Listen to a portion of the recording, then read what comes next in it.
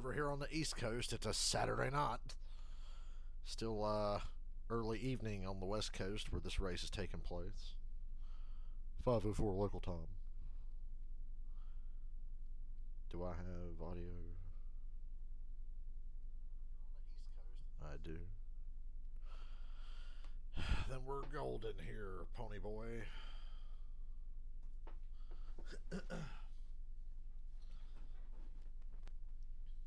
Spoiler alert, Kyle Larson wins. Sorry to burst your bubble there. But yeah, spoiler alert, Kyle Larson wins. I don't even know why we're here. I love Sonoma. I love watching Sonoma. So that's why I'm watching this race. Otherwise, if this was any other race and he had this kind of advantage, I probably wouldn't watch. But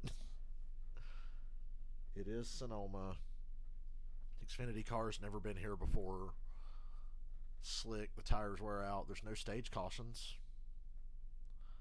So we'll take whatever positives we can get out of this boring-ass Kyle Larson show. I love me some Kyle Larson, don't get me wrong. But this is the most foregone conclusion I've ever seen in the Xfinity Series. Tomorrow is a different story. Tomorrow is going to be a hard race to pick. Hopefully Michael hits me up and gives me a bet or two. It'll be a hard one.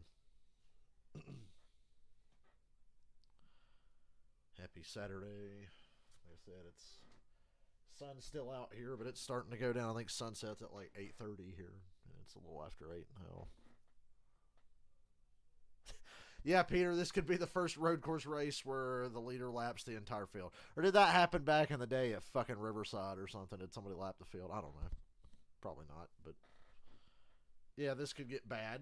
Let's just enjoy whatever happens. Let's just enjoy watching the cars slide around and the tires wear and hope it's half as good. Hope it's just an eighth as good as Portland was last week, because Portland was a great race. I had a fun time watching that. Love that track. Love that race.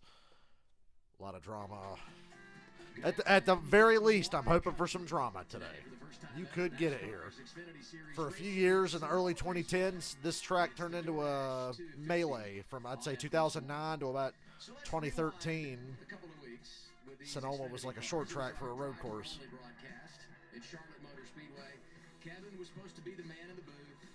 Austin Cindric was supposed to be the man on pit road. Oh yeah, they're making up for the drivers only broadcast today. Because of the rain, they didn't get to call laps. So we said, you know what, we got to get this right. It's a make good. Let's bring him back here in Sonoma. This field's lucky Cindric's not in this race. If Cindric was in this race, Larson would win. AJ second, Cindric third, Gibbs fourth, right? So at least Cindric's not in this. Tell me about this 11-turn layout here, Kevin. Well, this particular layout to me is all about finesse, and you have to be able to adapt to your car. As it runs, it will fall off. It will Remember, after last year, we've gone back to the short shoot layout of Sonoma, not the carousel. I could go either way. I like the carousel, but I think this version works best for NASCAR. It's kind of like at Watkins Glen, how they run the shorter version of the course. I think it works better for NASCAR. Really unique is the elevation change. Every corner has a unique elevation change. Sonoma is one of my favorite races every year. On the exit, so not being able to see where you're going like that off of turn 3, trying to figure out where the apex is, where the exit of the Brock Beard's out there somewhere. Shout out to Brock Beard. Played some NASCAR Heat today and listened to some of his content. And it is unbelievable. There are 8 Cup drivers doing double duty this weekend. 8 double-duty drivers. Larson, Almirola, Allmendinger, Ty Gibbs, Chastain, Suarez, Balicki, and Todd Dillon. Do Balicki and Todd Dillon even count? Well, they're in both races, so we'll give it to them. If I'm in the rest of the field, but Kyle Larson has had everybody's number the entire weekend. Why did Cindric sound like Daniel Suarez there for half a second? Yeah, that 17 car. By the way, Cindric shockingly didn't get suspended after Gateway. I'm a little surprised. He has some experience. I think he got lucky there. Didn't get the win, but came really close. Qualified well on the front row, and as we know, having a good pit stall and strategy is going to come into play because today we're not stopping for stages. No stage cautions, yay! Last 3 starts, second, first at Charlotte, and second, as you said last week in Portland, 3 wins on the road for driver number 7. Let's go trackside now and get the command of fire. Could you get an old school fuel mileage Sonoma race, perhaps? We haven't had one of those in a while. Here to say the most famous words in motorsports. Boy, it's weird this race is starting at 8 o'clock. Fuck you. Anybody who plays for Golden State can fuck off. and their stupid fans. Oh, wow. What a thrilling command. You heard him. Woo woo.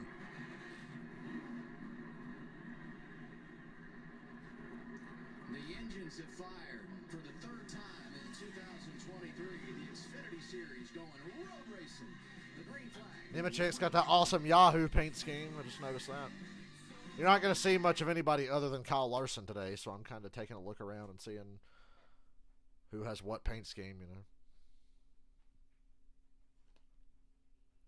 I texted Michael. Let me read you the text I sent Michael this morning. I said, you should bet your life savings on Kyle Larson in the Xfinity race. Yeah. That's definite. I would bet a lot on Kyle Larson.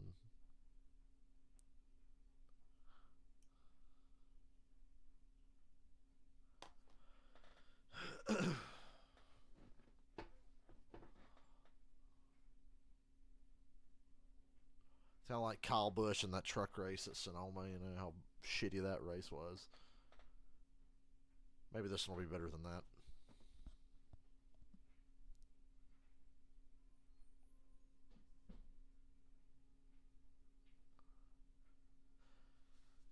I got a really cool shirt on today. I got me a new symbiote Spider-Man shirt because I told you guys mine that I've had since I was like 13's old and worn out. I got me a new one. And this one has the spider on the front and the back. So fuck yeah.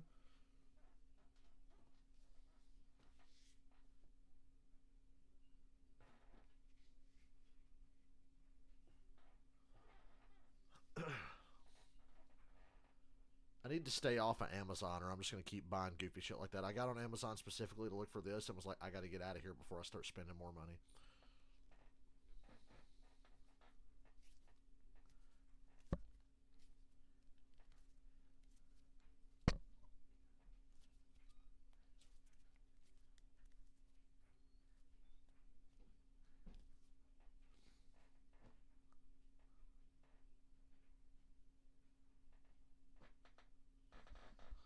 Why is my chair so creaky?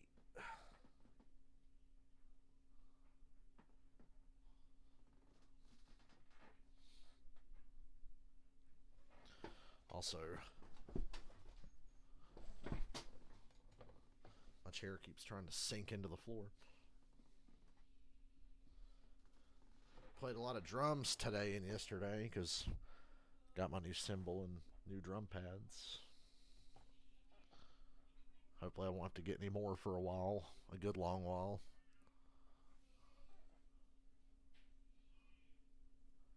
You gotta hear the cat screaming from the other room. My old cat, Cookie. Cookie is old and likes to yell. She's like every old person. Huh? What?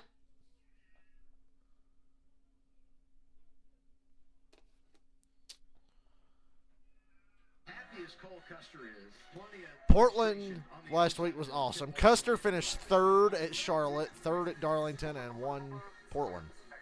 So good deal for Cole Custer getting on a roll.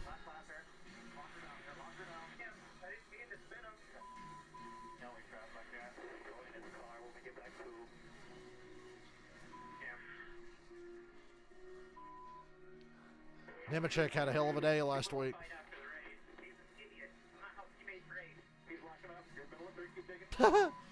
Yes, Custer cut down all the way to the guardrail. Was that Allgaier screaming on that radio? That's hilarious. I love you, Allgaier, but I love when I hear a driver just go, ah! Gamer rage. Last week in Portland. Great day in Sonoma for our second consecutive run on a road course. 71 degrees, clouds with a little bit of sun out there. Now, correct me if I'm wrong. Hold on. Brought to you by DoorDash. So I get my damn mouse to work. Kyle Larson, Justin Allgaier, in qualifying way back outside the top 25 and 26. Last week's winner, Cole Custer. Let's dial him up and get a plan on coming to the front today, Kevin. What it is. Hey, Cole, this is Kevin Harvick up in the Fox booth. Great week last week in Portland. Congratulations on your win. Didn't qualify that well today. Tell us what your plan is and what you think the racetrack is. Custer qualified 26. What's he driving, a Stuart Haas Cup car? I mean, you guys know. I mean, this isn't not an easy place to get around, especially when you're back in traffic. So stay really disciplined. Yeah, we got Gonna a be week high off, slick, and then Cup goes to gonna have a lot of Nashville. tire fall off, so you have to stay patient with it. You know, I think we have a good car. The driver just didn't quite adapt quick enough to the changes we made overnight, but I think we have a good car. Damn, ain't nothing going on next week. 10-4, man. Also, remember, those guys are on a pit box. We need some good Ain't strategy that some today, bullshit? boys, so What are we going to good do luck, next Cole. weekend? That's right. I was hoping Xfinity was at least racing next week. Yeah, Greg Zipadelli, the fill-in crew chief. Well wishes to Jonathan Tony, the regular crew chief, who's back home in North Oh, Carolina. well. Sick. And there you look at AJ Allmendinger. Enjoy We this talk about weekend. every time We need an race off on a week. road course in NASCAR's We can't Xfinity miss you Series. if you don't go away, NASCAR. Won earlier this season at And sometimes I really want you to go away so I can miss you. all time. That's the best. He's done it at 6 different tracks, trying to make it 7 today, and 6 wins in his last 8 starts. That's impressive. Let's hear from him, Austin. Hey, AJ Allmendinger, it's Austin Cindric, Kevin Harvick, and Adam Alexander here in the booth. I know I'm talking to the GOAT of road course racing in the Xfinity Series. What have you got to do today? Cindric, you're pretty good, too. Everyone's talking about him. That's all we talked about. How's that fire you up? Pray a lot. I think it's He's got to pray to beat Kyle Larson today. yeah, I mean, he's definitely got a lot of speed in his race car. You know, we're trying to make this Gabriel Fast Chevy a little bit better as we go. Worry about getting to second and then go from there, AJ. Than just outright short run speed. So we'll see what we have. Just try to keep making adjustments on it all day. Maybe just try to put some pressure on him. Sounds great, man. Best of luck. Put on the show for us. Maybe Larson will have mechanical problems. Austin, I'm glad you're in the booth with us today. 24-hour Le Mans going on right now.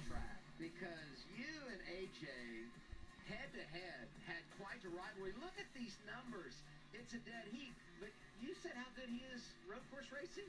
You actually have the 5-4 advantage when you two were on track I like together. how you guys put the stats to where it looks like I was better than AJ. So I know he'll really hate that when he rewatches this race, but I'm just glad that each one of the races that I raced on won all my Xfinity Tomorrow, I don't know who to bet on. and that made me so much of a better I'm thinking driver. AJ, I'm thinking Ty Gibbs, I'm thinking Truex. Trash talk. I don't know. I plan on it We the encourage entire it. day, especially with the driver of this 10 car. Hey, the biggest trash talker on our team, Regan Smith. He and Josh Sims on pit road. Let's hear from him now.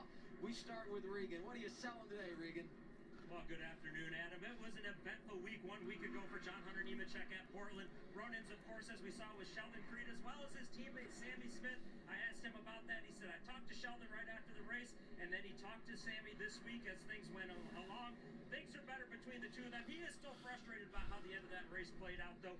As for today, they dialed that race car out in practice yesterday. Said, we're going back on everything we did. We learned exactly Strong what qualifying not to effort for do. Alex And LeBay. He mentioned qualified the fact 11th. that all the Cup drivers in the field, he said this race has a big race field because of it, and I'd really love to get this one today. Josh Sims. A lot of double duty, a lot of big names at a track this series has never been to before. Yeah, this is a big race. Especially on road courses. You look at the numbers, the last 3 road course races, he's led a combined 81 laps, 47 of those last week at Portland. But you also look at it, he's been spun from the lead the last 2 road course races, and he admits it's been frustrating for him, but it's not shaking his confidence. He's got a car he likes heading into this race. He's been on this track before here at Sonoma. The big question, does the 2 or anybody else have something for that 17 of Kyle Larson, guys? And Sheldon's son Axel celebrating his first birthday tomorrow. He'd love to take that Somebody's a trophy Guns N' home. Roses fan. Anybody who names their kid Axel is a Guns N' Roses fan, right? Now let's go up on the spotter stand. Hear from our spotter analyst, Coleman Presley, back with us today. Hello, Coleman. Hey Adam, really excited to be here today. High atop turn 2.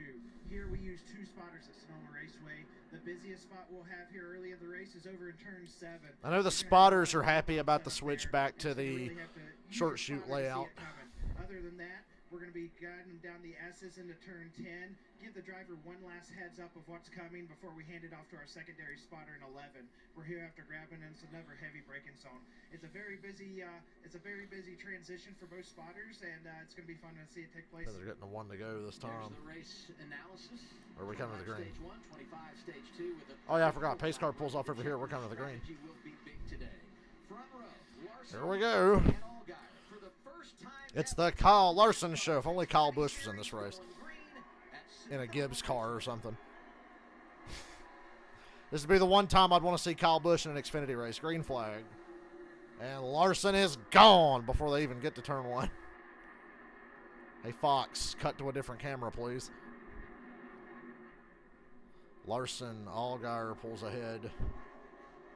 It's 3 wide in the back. How do you feel about that, Jeb guys? Burton, Ty Dillon. A lot of these guys are learning that there is a huge checkup when you get to turn 2. So for many of them, that's the first. But Eric Almirola into third there in an unusual looking 28 car.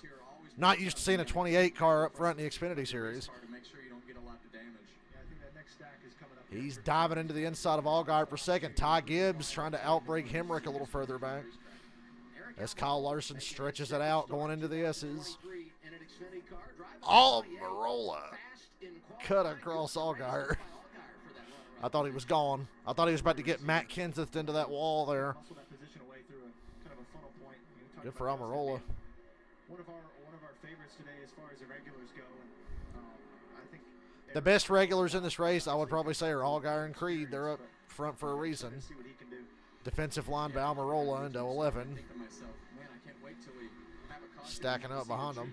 Because I think it's going to be interesting because that inside lane seemed to take off pretty well. And we're going to complete the first lap. Stats from the Cup side of things, you would pick the outside lane because that seemed to be the lane that gained the most spots last year. So Kyle Larson a second and a half ahead, roughly. By anything today statistically with Larson in the equation because his car is so good, he could probably go inside or outside. It wouldn't matter, right? I tell you what, we've been coming here. Actually, so far, I don't want to jinx it. I like the way Fox is shooting this race. I like these long camera angles where we can see the track and see the scenery. If they'd move it over to the left a little bit there, that would have been better. But he's not been able to put the race together. The most hilarious corner in NASCAR there is coming off into that short chute where they're about to drive straight on into that wall. They've made that wall a little bit less angled. Gibbs just knocked Sam Mayer out of the way. They got some history. Mayer lets him go. It's for sixth place. On a lot of these curbs because as the race and the practices have gone on, the curbs rubber up, so that paint gets really sticky. And a lot of times, in turn 9 here going into 10, it gives you a little more entry width as you turn into the corner. Clean race so far. Sticky, and as the car just handles Sammy Smith peeking to the inside of Nemechek. They're all good after last week, I guess. So they say. That was for 6th in line. Daniel Hort trying to make a move as well. We go on board with Cole Custer coming from 26th. And while that's tough, when he won last week, he did have to start in the rear after qualifying on the front. The fuck is that audio? That's not the audio. Their audio feed is behind their video feed on Custer's onboard. Because going down the front stretch, it sounded like he was entering turn 11. Get it together, Fox. Is it caught back up now? Yeah, it's caught back up now. But it's going to be a long grind, I think. Kyle Larson almost 2 seconds ahead of Eric Almirola. Comes to mind as far as the short oval that really lines up with what I would say is somewhat of a short track. Allmendinger's not really going anywhere. He qualified 5th. He's kind of staying there. 10 car's been a little off this year for Colleague. Yeah, and as we're 3 laps into this race, and as you really You can go back and look at Kyle Busch's runs in that car this season. the good cars are, and See that they're probably not quite where they need to be. don't have good forward drive and not handling well start to go backwards, and the guys that don't take care of their tires are going to start fading. AJ's going to try to outbrake Creed into 11. Have good forward drive as we see Allmendinger. And he will. 4th place. Takes the spot. One more spot for the 10. Up to 4th for AJ. So he gains a spot. In his sights, Justin Allgaier in the 7. 4 laps in.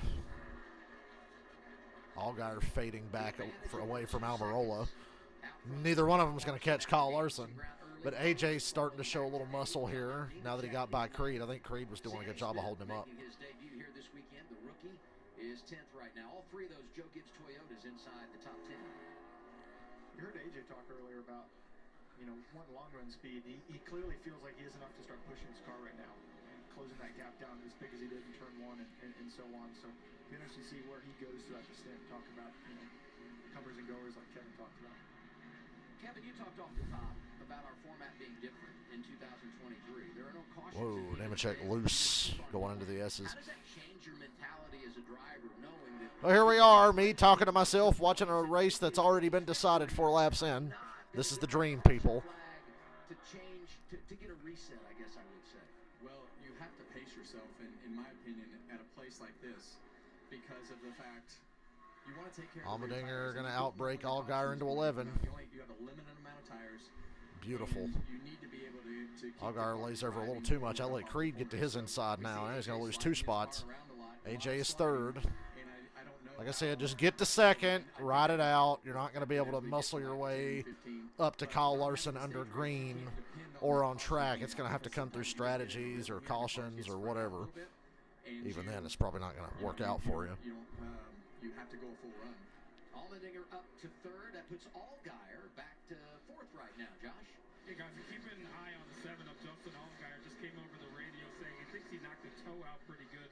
Some damage for the 7. Allgaier's worried about some internal damage. That car right now, Coleman. Yeah, we're talking about AJ Allmendinger. It's no surprise. He looks His like he strength's doesn't have the always speed. been under great heat. I sit here and He watch got the back race by Saturday, Creed. He actually passed turned Creed forward back for and position. really getting a good drive off of 10 to set it But the to 3 take Cup a break guys are from stretching it out on him. 7 and 11. That's where most of his passes have been taking place. I know from working with AJ in the past, that's something he really focuses on, is making time as much as he can on the brake pedal. It's going to be interesting, like Kevin says, how he's able to square up that exit as this run goes on. These teams have 3 sets of tires in the pits. And the fuel window right about the midway point. Everyone I talked to today in the garage felt like it would be a 2-stop strategy that would win this thing. And if you get a late caution, you'd have a set of tires laying to put on and make your run to the finish on some fresh Goodyear rubber. So we'll see how Ho-hum. but I think that's only because It's the Kyle Larson Grand Prix in Sonoma, California. stop of the day is Look how beautiful the track looks. I see a lot more green around Sonoma than we usually see this time of year, I feel like. Am I crazy? about a pit stop. Take care of that race I car. mean, yeah, the grass inside the track's pretty much all dead except for the Tell infield, but yourself to not spin the tires. pretty little flowers growing there. And you see a lot of the guys AJ's going on for the second on exit Eric series, they're Almirola, off the corner, and then especially that'll out probably of be turn where 2. he's going to Come off the finish. corner in the He middle was of right. the They're racetrack. racing for second. Sometimes it's just Larson's over 3 the way seconds the ahead. braking is and everything happens, the car just rolls to the center of the racetrack. And that's Surprised. as soon as I'm you honestly get surprised Larson's not farther fresh ahead. asphalt and 3 lucky seconds for is straight all lines, he's that's what ahead. you have to I'm do in a shocked lot it's of not corners around triple this that. racetrack. So it's very temperamental. It's like with me the playing NASCAR Heat placement 5 and the rear tires, staying on at the car. Sonoma. When we raced Dakota earlier this year, top 3 finishers were all Cup regulars. We had William Byron up there behind AJ Allmendinger. Ty Gibbs was there, and our top 3 right now in this race at Sonoma: Larson, Almirola, Ooh, but the Allmendinger using all the track, getting through turn 10, dives into 11, and Almirola just let him go. Allmendinger really sent it into 10, slid almost all the way off the track. That third stack of tires. And now he's second. Now he can just pace himself because you're not going to run the 17 down. 7 laps in. Hey, look, Kyle Larson's got a 4-second lead. He's led them all. The rest of your top 5. When I come around. Allgaier and Sheldon Creed. Mute that before I get copyrighted. Now we will try to stay awake during the commercial. What's more boring, the race for the lead or the commercials? Today it's hard to tell. I wanted to get hot for an Xfinity Sonoma race so bad, but I can't.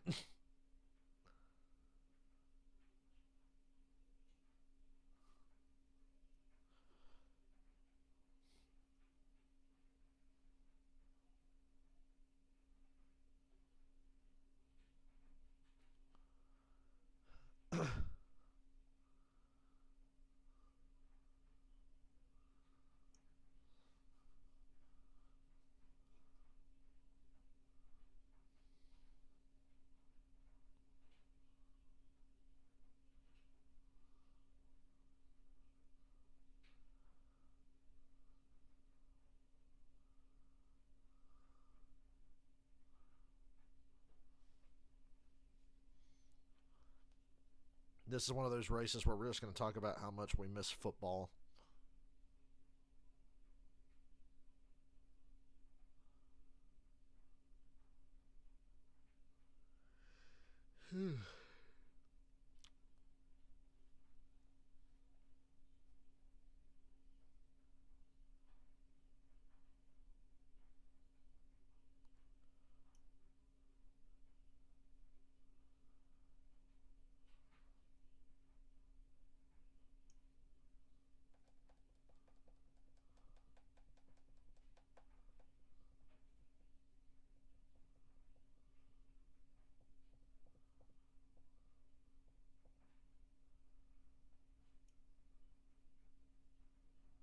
There's nothing gonna happen in this race. Well, I'd actually like to see it go green all the way, just so Larson can lead every lap. Every now and then I go back and I say to myself, you know, did we limit Cup guys in Xfinity too much? And then you get races like this and you go, oh, no, it's fine that they're limited. I wanted them to be limited. I got what I wanted. Every now and then I'm like, did they do it too much? No. They did it enough. Days like today make you think they didn't do it enough, but they did it enough. They can't be in playoff races. They can't be in Dash for Cash races, and they can only be in, 6 races a year each or something? If you've got more than 5 years of full-time Cup experience. Oh my God, they make wine out there. Did you know that? Did you know they make wine in Sonoma? Man, I had no idea. It's crazy. Kyle Larson, 3.5 second lead over AJ Allmendinger. 12 laps till the stage ends, but there will be no caution, of course. I love repeating that. Ross Chastain is up to 12th in a shipbox car. That's pretty cool, I guess. If you're going to be a Cup guy in Xfinity, you should have to drive a shipbox car. That's my opinion. So Ross is doing it right, and he's 12th. Allgaier stopped the bleeding. He's 4th. Creed's dropped back a spot because Ty Gibbs got by him. But none of this matters because Kyle Larson's going to win then. Custer's having a hard time. He qualified 26th. He's not even top 20 yet. Okay, he's up to 22nd. But that's not much. Where's Riley running? Riley's not top 20 either. Like I said, what are they driving Cup Stewart Haas cars this week? Because they're as fucking slow as their Cup cars usually are.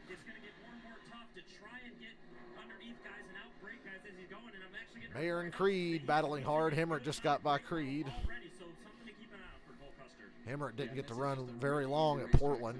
He's having a good race so far. Try to resurrect that problem to not lock up the front tire, but not having the stopping power that you need in the brake zones is probably worse than sliding a tire. But see Sam Mayer come off of turn 4. And Mayer's going to make the pass. Into turn 7, and locks up the right front a little bit. Goes wide, and Creed's going to... Nope. Mayer clears him. Creed in the 2.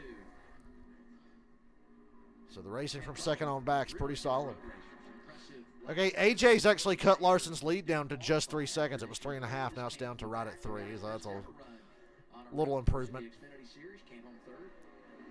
Brandon Jones is 29th behind Ty Dillon. Jesus Christ. Haven't anything too exciting, but I think some stability is pretty good for a guy like him. You know, be able to come in and just knock off some top 10s. And halfway through the stage. You know, I think he's moving up through the field here pretty nicely, trying to establish himself where they need to belong for the race. Nemechek's run 10th almost this entire stage, I've noticed. Kligerman's up to 9th. AJ Allmendinger has been faster than Kyle Larson. AJ is faster than Kyle Larson at the current moment. He's just too far back for you to be able to tell. He's cut into the lead a little bit more. It's down to 2.8. From 3.5 seconds to 2.8. We'll see what AJ has left at the end of the run. Parker's a solid road course racer. Doesn't get enough credit. Well, Harvick's saying what I just said. Hey, Custer's top 20 now. 10 laps in. Yeah, and speaking of the 48 of Parker Kligerman, remember last week at Portland? They're about 3 hours away from sunset. The race should be well over by then. You can race about 15 or 20 minutes past sunset, though. Does Sonoma have lights? No, but we really should have a road course at night. I mean, Daytona road course could be a night road course race. Wouldn't that be cool? If we can't go to Montreal next year, nighttime Daytona road course, second race of the year. Let's do it. I dare you. Nighttime Daytona road course if we can't go to Montreal next year.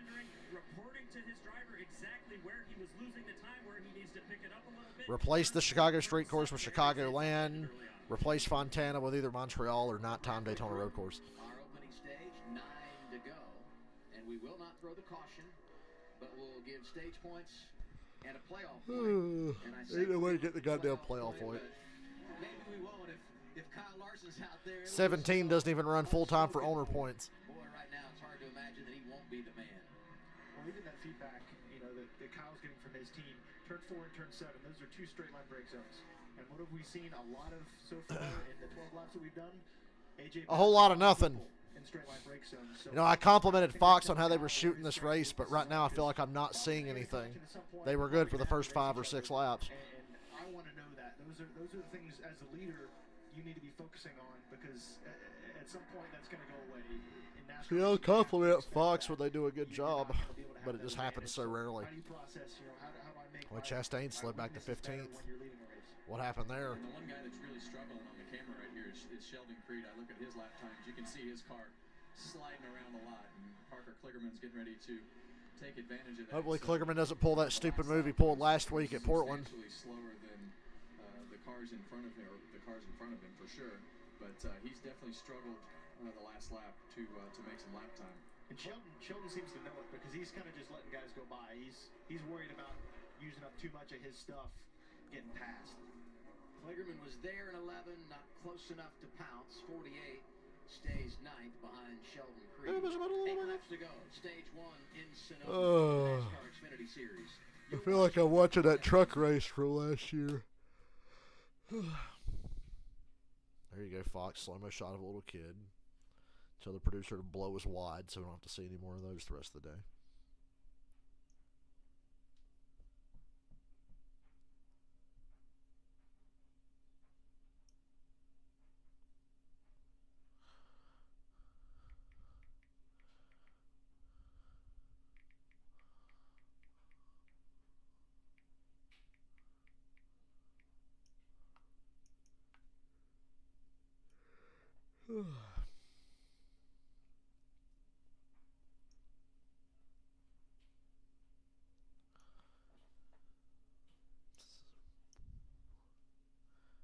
Might take a nap after this race. I like how my Saturday night naps always turn into like 14-hour sleeps, so I better be careful.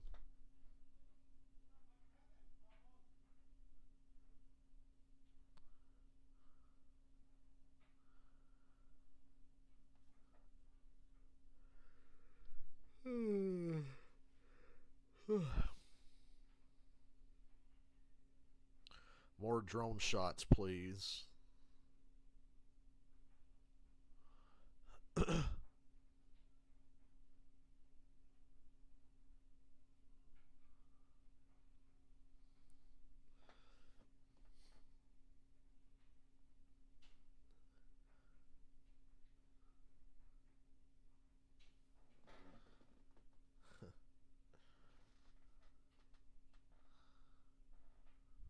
Play the damn video, fool. Trying to entertain myself during this commercial.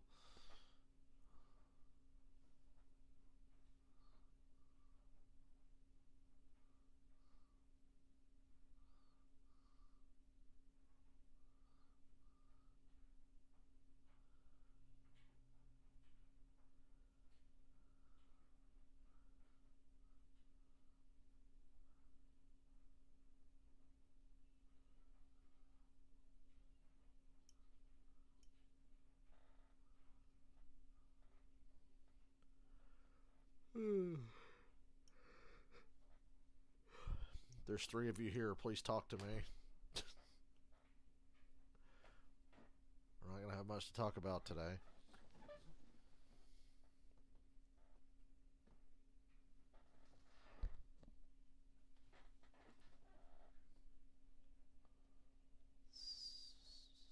Wendy's commercials making me want a strawberry frosty. That'd be good right about now. I gotta be careful with my ice cream intake. 6 laps to go in our opening stage. We've been green, Lean, mean, and green. At least the race will be over quickly if we stay like this. Not enough to produce. We had a spin. Joe Graff Jr. turned. Joe Graff Jr. running by himself in dead fucking last, spun out. You drive down to turn 7. That's where his teammate Ryan C. Had all day to got sit there, back up, and turn around because hell, he's by himself. Oh, Ryan C. got spun. Blaine Perkins, and behind them maybe a little help for Sieg. Huh? Ryan C. got a little bit of help. spin action there. Of course, I happened during commercial. Meanwhile, up front with 5 to go on the stage, there's Kyle Larson with a 3-second lead. This guy's not having any problems. Kyle Larson. I don't know if he's Larson's only problem today is going to be lap traffic. He's trying. We got a hell of a battle for 10th place here. He's obviously our 4 cars under a blanket for 10th. And Creed is fading back to them, which will make it a 5-car battle for 9th. for 10th on track. Brett Moffitt is there, so is Austin. Mayer and Hemrick battling for 6th. Match up in front of them. We were talking during the break about how impressive Daniel Hemrick was in practice yesterday, qualifying earlier today. Yeah, there's some racing going on out there. You just got to look for it. Yeah, and we see Sam Mayer right here. He's continuing to go forward. He's obviously got a good long run car, and his car seems to have the forward drive up off the corners that he needs. So he's definitely one of the cars going forward as the long run goes on. The reason I thought Sam could be a player in this race today is during qualifying early. Sam Mayer's not going to be a factor in this fucking race. It took him Quit 3 lying. laps to advance to the Even if second. Kyle Larson wasn't When here. I saw that, I'm like, no chance. I mean, he's going to start 10th, right? No doubt about it. And he goes out and qualifies on row 3. That said to me, they got something when the tires fall off. I know that's not the best example when you talk about long run in the race, but no. This is the Xfinity Series. He's on those same tires right now. right, absolutely. He has not changed tires. He has more heat cycles than anybody else in the field. So I think to that point, it shows a clear strength for him to be able to keep moving forward throughout this stint with that many tire cycles.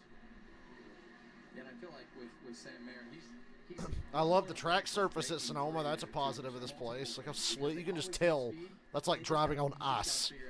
It's the North Wilkesboro of road courses. that one moment in the race from tearing up his car or having something go wrong. That gives me a lot of hope for the Cup race tomorrow. Let's jump up That and how good Coda was. Ty Gibbs, 5th right now, and we can see him working inside the car. This is our Toyota onboard. It's amazing how good of a road racer Ty Gibbs is. He's so young. He just was good at it right away. I don't know how. There was like no learning curve. Hell, his first road course race in Xfinity, he won it. You hear it, trying to wheel hop there. There was no learning curve for this guy.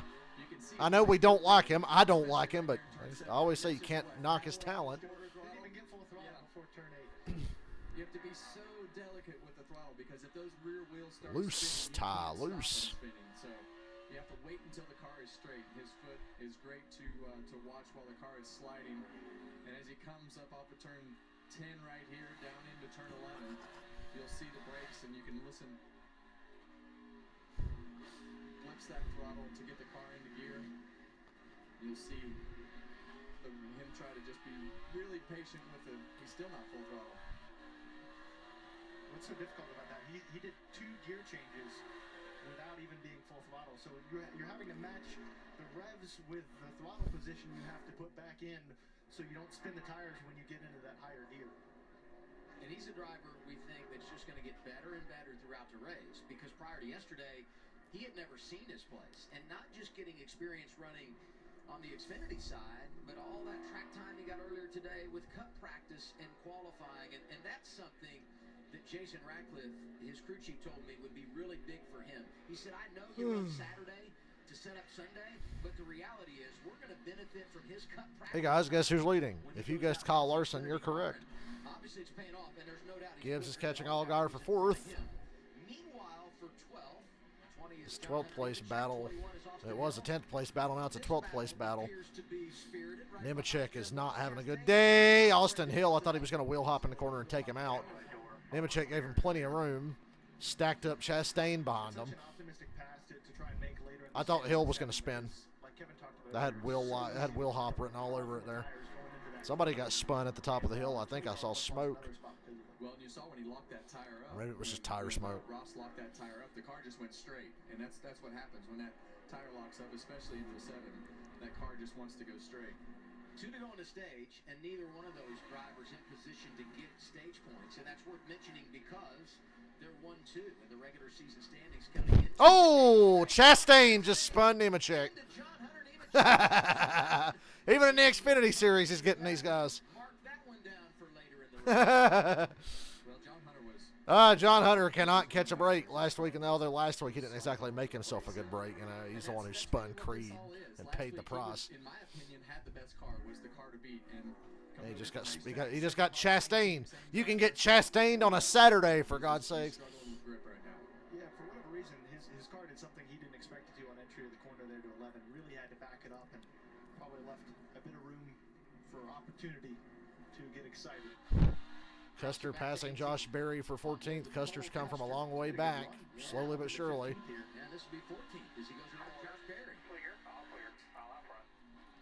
On board with Cole Custer. That's our Ford Performance onboard camera.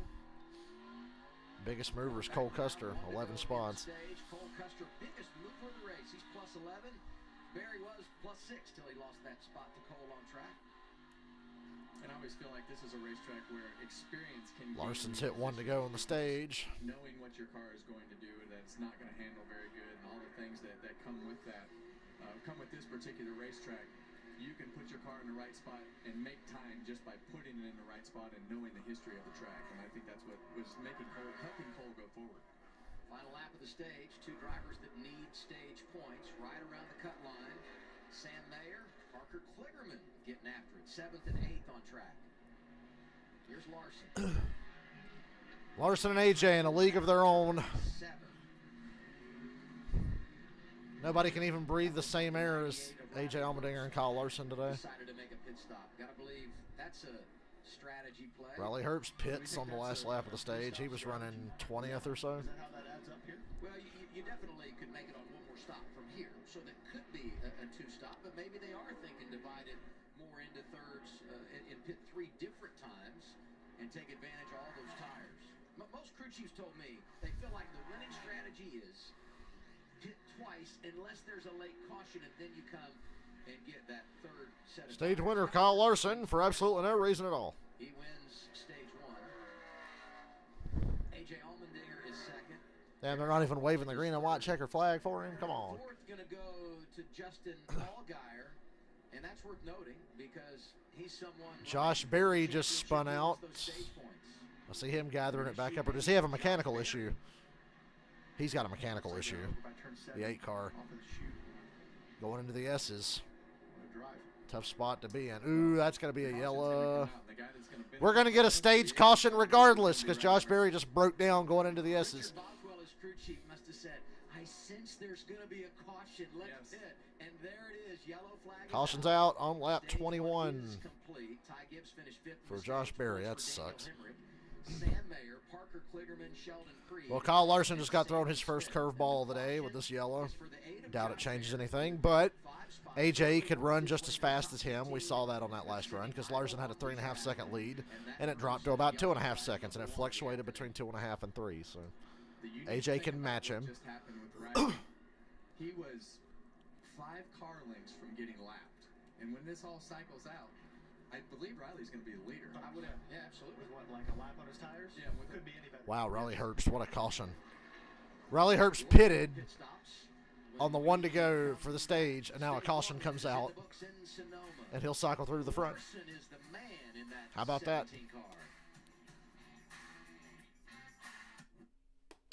Ain't nothing wrong with a little luck. I'll be right back.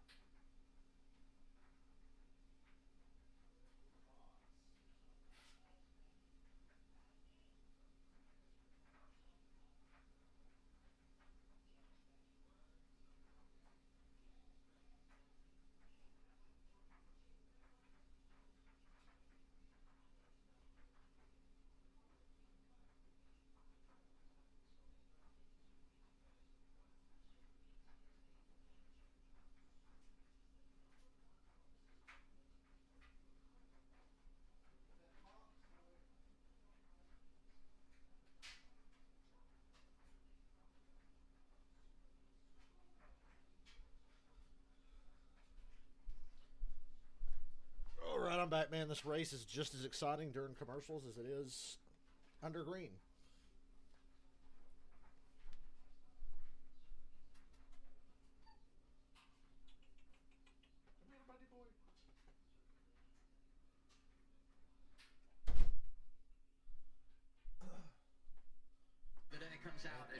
Everybody's going to pit except old Riley Herbst, who will cycle through the lead.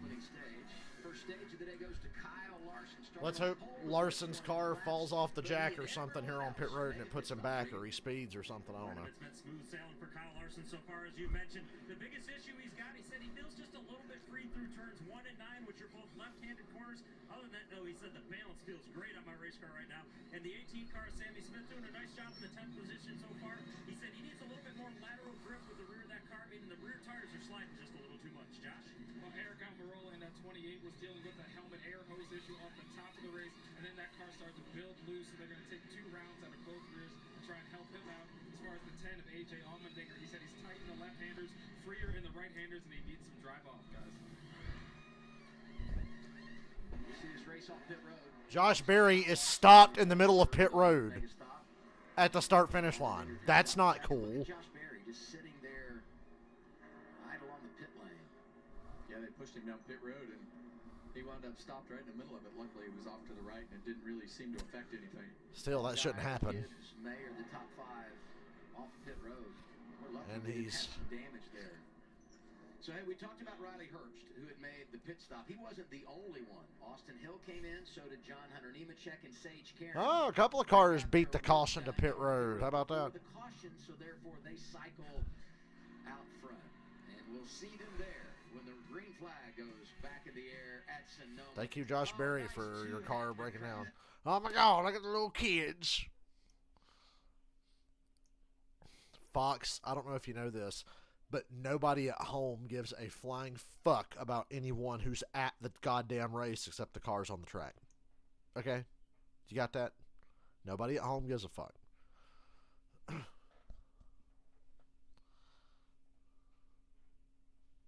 Oh my God, did you know people go to NASCAR races and stuff? Wow.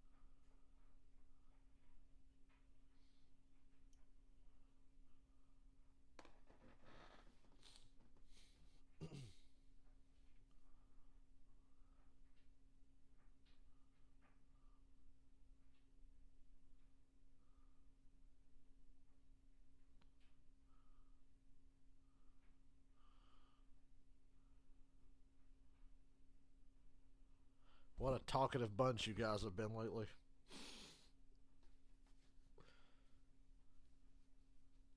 Well, in Cup, it's been normal, but damn, my Xfinity audience is lacking big time. I thought we all liked Xfinity better.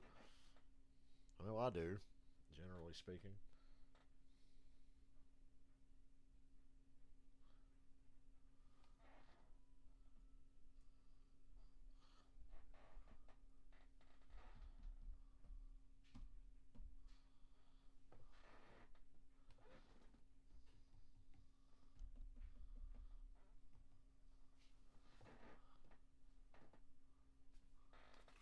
This interview.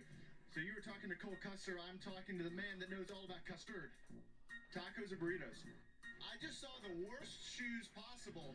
Oh, Fox. Nobody gives a fuck. Hey, they're showing interviews from rain delay shit at Charlotte.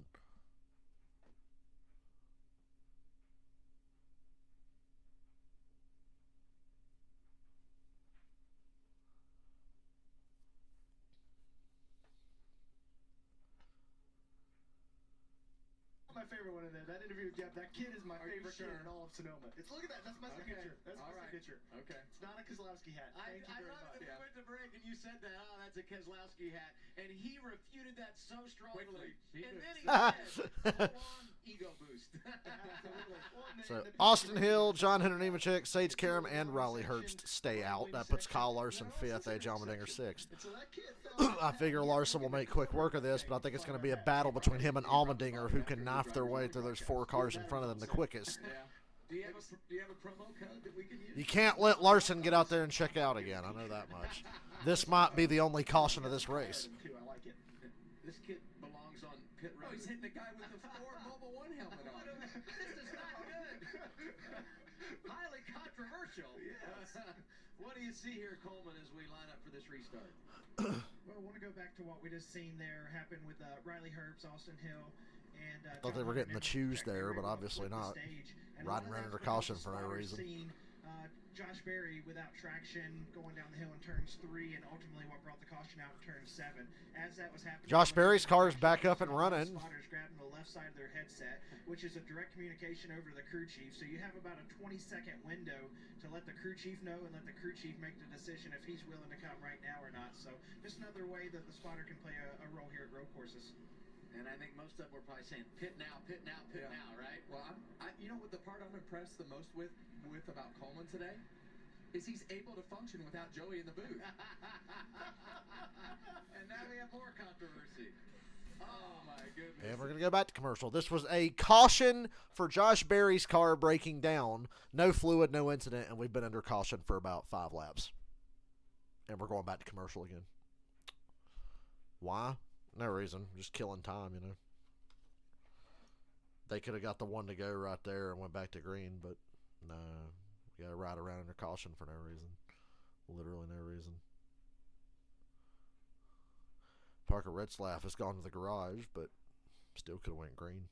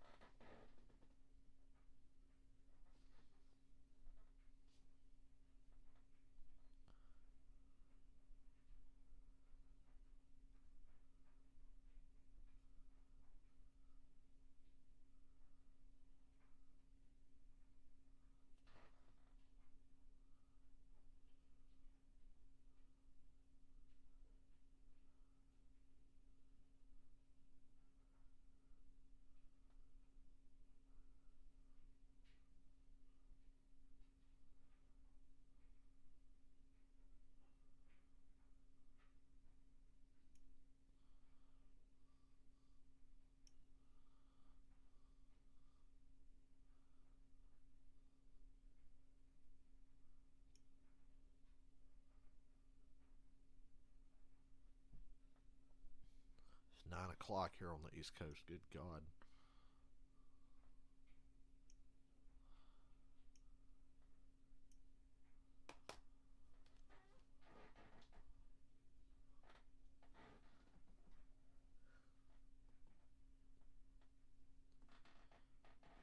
Right around under caution for no reason.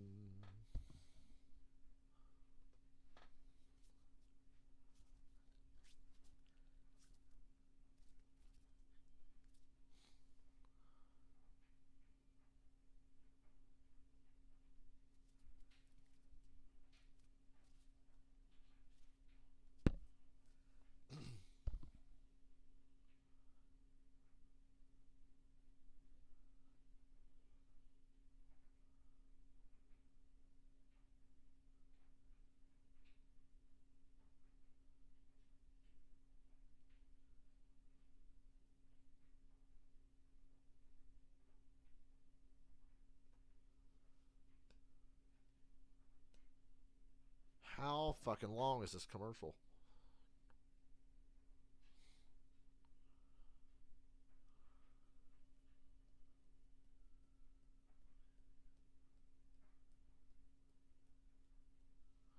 Hey, we're back. Be funny if they're still not getting the one to go. Live in wine country, it's the Toyota Segmart 350. We know. Starts here on FS1 at 2 Eastern Showing a time. NASCAR commercial during the NASCAR race. And we're green just after 3:30 Eastern time. This has been a 6-lap caution for a car that stopped and made it to pit road. We were a bit surprised. When we went to break, you might have noticed. Yeah, I was a bit surprised when we went to break we weren't getting the one to go back to fucking green. And we still not. NASCAR sorted through it, and they had put Herbst back in the 4th position, and those 3 cars that came at lap 20 cycle to the front. Gonna run the whole fucking race under caution now? Sage Karam, then Riley Herbst, and behind them all those drivers that pitted once the caution flag. I dare you to take a hard right through the carousel section and try to win the race that way. That's why we took the extra lap on the pace lap to get the scoring situated. Oh yeah, we really needed to have an extra lap of caution for that. Riley was the car in front of Kyle Larson about to go Still, down, without that, this caution had been a lap too long. Austin Hill, John Hunter Nemechek, and Sage Karam. They were in front of the 98. So NASCAR got that. 6 laps of caution for once again a single car problem. Sorry. Oh, no, that's all good. Reason for the caution, Josh Berry, 37, 2 laps down. What's the story there? Josh Berry lost 2 laps during this deal. Fuel pressure issue. They came in. They think it's either in the cell or somewhere in the line. Fuel pressure issue. I was guessing a transmission or something. It's fuel pressure. Fuel, and then on top of that, they had a radio issue, so they had to switch that from channel 1 to channel 2. So just a nightmare start to the day for the 18. Free pass here goes Tough scene. Jr. Hey, we're coming to the green. All new Toyota. Yay! Leading the field this afternoon. Oh my god. And we're going to do the choose. First time Is that a we've Supra? executed that here at Sonoma in the Xfinity Series. So Allmendinger and Larson will be on row number 3. It will be interesting this time now that it's not the original start and everybody's actually going. Hill, Nemechek, Karam, and Herbst. The other interesting Pitted right before the caution, so they're out front. Kyle Larson on row 3 because AJ wants to do everything he can. It's about as far back as Larson will be the whole race. To take his advantage of having the clean air and put pressure on it. Sage Karam being up here is the real interesting one. In these cars, it doesn't mean as much, but having to be creative with your lines and work around other cars, and how these 2 lanes in front of these 2, stack up. How does a 44 get through turn 1? Is that a Supra? Really depict on how AJ's restart's going to go and getting position. 1, 2 in points. Front row for the restart. Austin Hill, John Hunter Nemechek at stage 2. Here we go. The front 2 rows are rolling. Great launch by the 20. Good launch by Nemechek there. Let's see how his car is out front. He survived getting chastained. Let's see what happens. Larson getting stacked up behind Nemechek and Herbst. AJ's line's rolling a little better. They're still side by side back there. Oh, Larson pulls ahead of AJ. That's key right there. Larson is 4th. AJ is 6th, going for 5th now. Maybe AJ's car's not good on a short run. He really didn't take off at the start. Woo. Look at this shit going on back here. Sammy Smith, what on earth are you doing? That's borderline cutting the track. Of Sammy Smith over the curve at turn 7 there. Give him credit, they all made it. AJ gets clear of Sage Karam. Fender torn off or something. Ty Gibbs got a donut on the right side of his Toyota.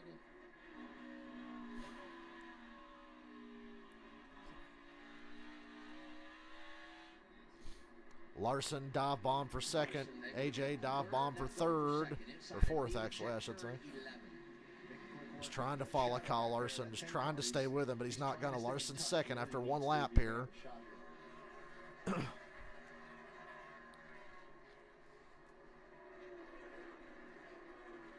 what a game changer for Austin Hill, John Hunter Nemechek, and Riley Herbst. Riley Herbst especially to be top 5 after running 20th. You don't have the track position. And that's what it takes. You get 1 caution flag to time out for you, and you get track position. Even if those guys lose 5 or 6 spots, they're still going to be way ahead of where they were. And that's the great part about not having stages stop and letting the race play out. is to be able to have these situations. Larson. Here's Larson. Here's the pass for the lead. Nemechek takes the bitch line on AJ. Take AJ's advantage away into that corner. So Larson's back out front, and AJ's fourth. Having a hard time getting around the 20. AJ's back there racing the 20 of John Hunter Nemechek for third. Excuse me, that's not for second. AJ's good on a long run. That's not good. It's gonna be a pretty big disadvantage for AJ having to. That was huge there. Cendric's right. And that's the second run in a row. I don't think AJ's got a great short run car. He can overcome it because he's such a good driver, but it takes his car, takes him a few laps to get going. With this caution, this opportunity. See a nice move. Now he's third. On the brakes. But Larson's checking out. And don't you feel like that's his advantage? And you're really good at it too under braking, is being able to just drive the car in a little bit extra and still make the car stop without sliding the tires, without having wheel hop. I just feel like AJ is so good in doing that and making those passes. And why does he do that? How does that happen? So I've raced against AJ. I've studied AJ. I felt like I've gotten in AJ's head some days. He's been inside my head some days. And what makes AJ so good is that he drives right to the edge every single lap he's in a race car. I mean, we talked about it earlier, him sliding the car or whatever. That's just AJ. If he can do that in a car and make speed out of it, he's going to be really, really hard to beat. And he's going to push you to the edge. He's Gibbs. zones, and I think it takes a driver Looked like he was going to lock it up and hit Nemechek. Nemechek's probably had about enough of that, hasn't he? And having a comfort level being right at the absolute limit. On board Ty Gibbs. He's fifth right now behind his teammate John Hunter Nemechek. Cole Custer back in 16th. What's up there, Regan? Adam Cole still fighting with the brake issues that we mentioned earlier on in the race under that last caution. He had a chance to really discuss it thoroughly with crew chief Greg Zipadelli. Pretty funky with the brake pedal. It's like I gotta pull it back to get a hard pedal. Like if not, it just kind of stays down. It's kind of weird. I don't know. Like there's no return spring on it. I guess. Yeah. Well, I think some of that is trying to adjust the brakes for the type of brake pads that they had in the car, and then you get that balance out, and then the pedal starts to feel funky. But the other thing is the left front fender's torn off that car too. Long day for last week's winner, Cole Custer. Battle for third, Hill and Allmendinger. AJ over a second and a half back of race leader Kyle Larson. You know, we talk about the strategy and who benefits and maybe who paid the price. And somebody that did a great job of not only playing the strategy. AJ trying to go for second. You watch AJ Larson's a second and a half ahead. Is the 44 of Sage Karen. And a very interesting story that came out this week on social media involving Sage's father, Jody. His friend needed a kidney. And Jody said, I'm going to go in and I'm going to donate my kidney. And as they do the surgery, they discovered cancer. A cancer that they felt like they wouldn't have discovered if he hadn't done this surgery to donate his kidney. They removed the cancer, and the surgery that he did to donate his kidney likely saved his own life. An amazing story that came out this week, and we're so thankful that that worked out the way it did after such an unselfish act to donate your kidney to a friend. Allmendinger was able to get second away from Austin Hill. Right behind that group, Gibbs needs. Isn't this exciting? Back there in sixth. He's been somewhat quiet.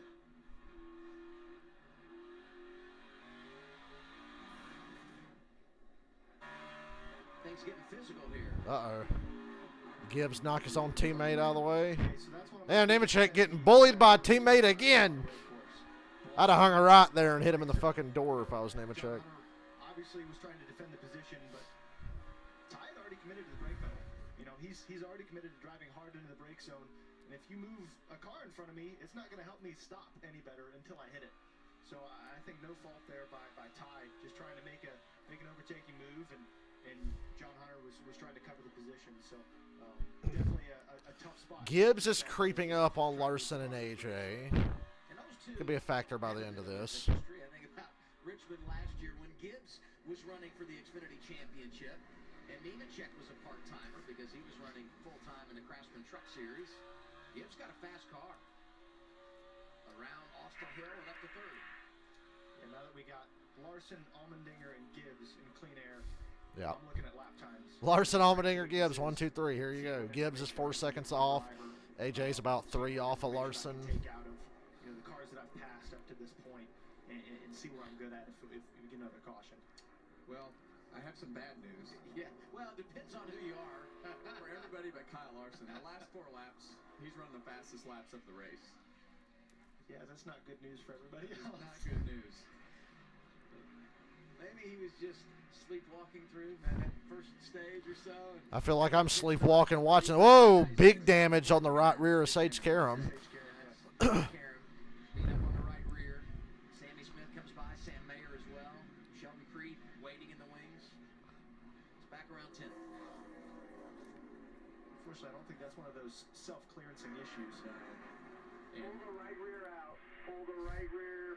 I like his 2008 washed up Dale Jarrett throwback looking 44 he's got going on there.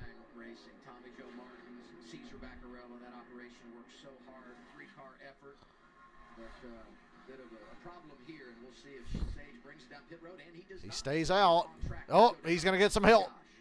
Yeah, an issue right now. Creed forcing his way through there on him. Over the radio, say something's burning up on the inside, and then second smoking really bad. So the team on edge right now for the 10 of AJ. AJ's 4 seconds off of Larson, and Gibbs is catching AJ. That's got to be something electrical. Yeah, if it's smoking, it should have already burned the fresh paint. AJ had to work a little harder to get through that traffic than Larson did, and the difference is obvious now. They have on the floorboard, but Gibbs looked like he was driving pretty hard too. Man, some of these teams, and we talked about it with Alpha Prime, are running the same car here that they ran last week in Portland. And a couple of cars from Team Collins. Sadly, that caution fell in such a way that we can't say Larson has led every lap today. If you're going to kick their ass, I want you to lead every lap. Sometimes you do wonder if But Herbst led a couple under caution last week and running the same car this week. Allmendinger right because we now rode her under caution for 45 minutes. behind Larson. Almost 4-second lead for driver 17. Yeah, buddy. 13 of 25 complete stage 2. We're going side by Nothing side. even worth commenting on in the top 10 because even though there's some interesting names there, it does not matter.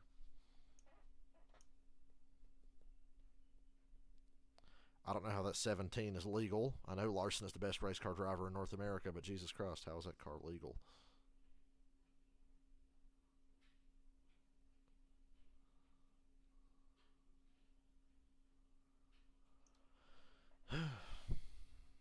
I'm browsing my phone while they're side by side showing the race. That shows you how little's going on.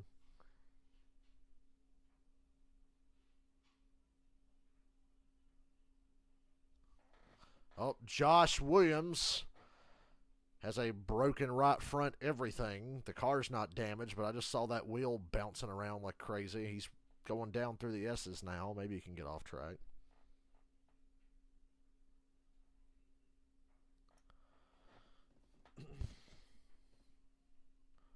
Whatever you do, please don't throw a caution. Let this man get to pit road. We just need to get this race over with, move on, and forget about it.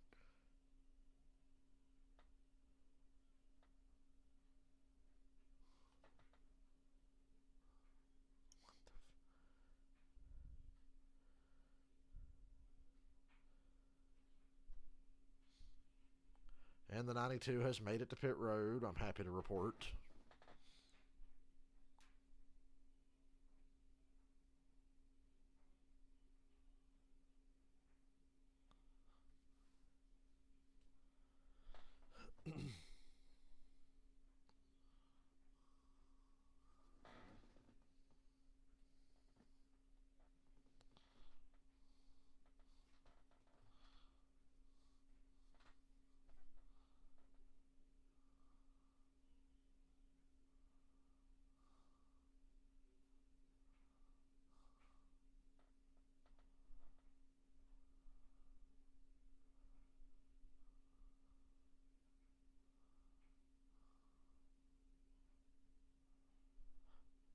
And Brett Moffitt's up the ass of that 44 right now. Some active moments on track while we were away. You missed nothing as we were side by side. Great to have you with us on FS1 with Kevin Harvick, Austin Cindric. I'm Adam Alexander. You're watching the DoorDash 250 from Sonoma. It's NASCAR's Xfinity Series, down to 11 laps to go. In our second stage, Brett Moffitt, Cole Custer making up some ground here on Sage Karam. You know, I'm glad I'm old enough now to understand the difference between actual bad races and good races. This is a bad race. With his car. He was running reasonable before he got that strategy break, but definitely. It is good to see a Gen 5 car running Sonoma again, Yuki. You're right about that. It's just a shame it's such a lousy race because there's a cheated up fucking car with a 4-second lead. And like I said a minute ago, Kyle Larson is the best race car driver in North America. This is what happens when he has a cheated up car. Jesus Christ. Because there's no way that car's legal. That car is not legal. It's 2 seconds faster than the field in qualifying, for God's sakes. It's not legal. But I have said over the last 5 years that I have never in my life seen someone drive Sonoma as well as Kyle Larson does. Never in my life. By far the best I've ever seen at this particular racetrack. Period. End of story. And it shows. What'd you miss? Nothing.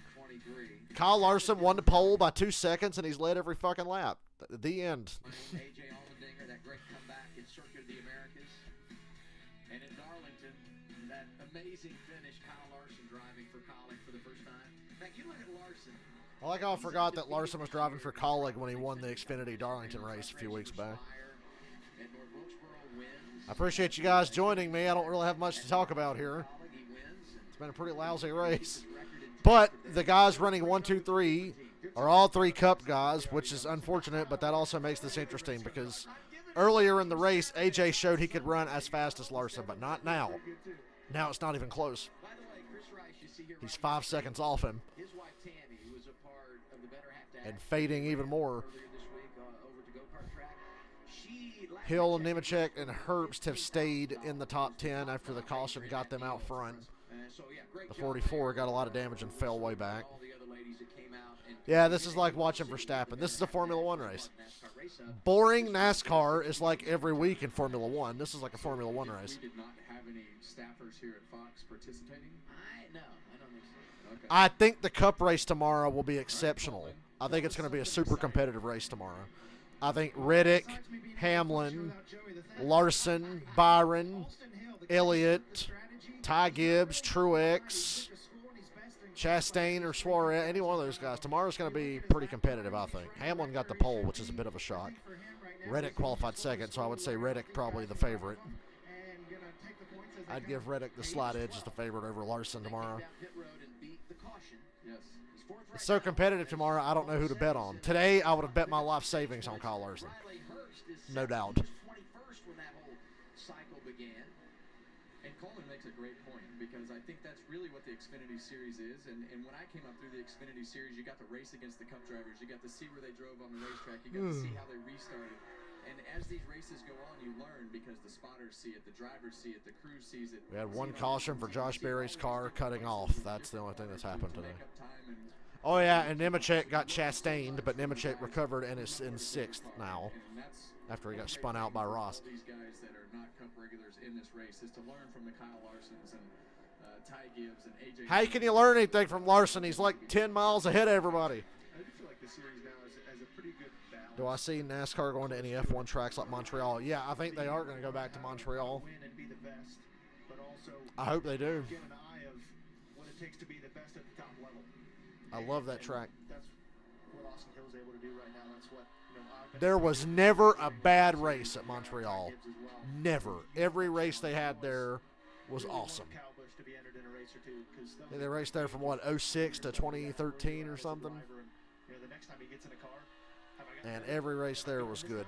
Okay, no, back to work. But I will see, we don't see the Cup drivers as much as we used to, and so the Xfinity Series. Days like today, mate. We're glad we don't get Cup drivers in the series much. Open the door for a guy like Anthony Alfredo to make a splash, and he's done that. He's really been competitive. A few years ago, now the 78 I'm tired McLeod, and a huge and bored. At least this race is half over. They pulled out their Portland car, put it back together after what happened to them yesterday in qualifying. Throttle hunt. Now, the highlight of the weekend was this Anthony Alfredo crash in practice.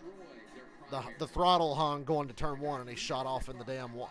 What I like to call the Casey Kane wall, because Casey Kane knocked that fucker down a few years ago. ripped off the side of the 78. Yeah, 06, 2012. That's right. One of your worst nightmares when that throttle. Always loved Montreal. Still on the floor. It's a terrible feeling. Never a bad race. Not a single one. And it rained there a lot, too. Almirola up to 7th. Almirola was actually running top 5 earlier in that 28. He kind of got screwed by caution because 4 cars got cycled to the front. He's pretty sporty. So There's 4 Cup guys in the top 6. Hopefully they're not held back on pit road for the rest of the race. Hopefully he can keep this track position. I'm not surprised NASCAR's lasted this long. The TV deals NASCAR signed made them pretty much bulletproof no matter how weak attendance got or how weak ratings got for a time. Like NASCAR was bulletproof. The TV contracts were going to keep them going. What the fuck is that hanging off of Almirola's car?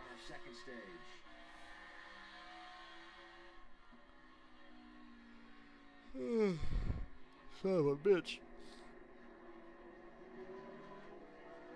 Kyle Larson has a 6-second lead, and it's growing. Kyle Larson's been good. They've run out of shit to say. Kevin Harvick just said, Kyle Larson's been good. No shit. How fast this car was, and as we've gone through the beginning part of the race, through the first run, we were like, I think he's driving it hard. Trying to find the light there. Yeah, and in this second stage, he has lit the wick. Yeah, whether or not they're able to make some adjustments, just need to put the what a fucking dud. Help with the rear of his car. It sounded like that's what he was struggling with, but I mean, AJ had to work through more traffic and stay behind cars longer and use up his car more. You like how Almirola driving that 28 car out-qualified the 2 Stewart-Haas cars by a fucking mile? The 2 Stewart-Haas cars in this race qualified outside the top 20. Almirola qualified top 5 in the 28. Shows you the state of Stewart-Haas right now. You obviously want that side skirt on there, but I think here it's probably less effective than most. Josh Berry's still the first car a lap down. He's 2 down after he had his fuel cell problem. What happened is NASCAR telling me he has to cut it off during the pit stop. Yeah.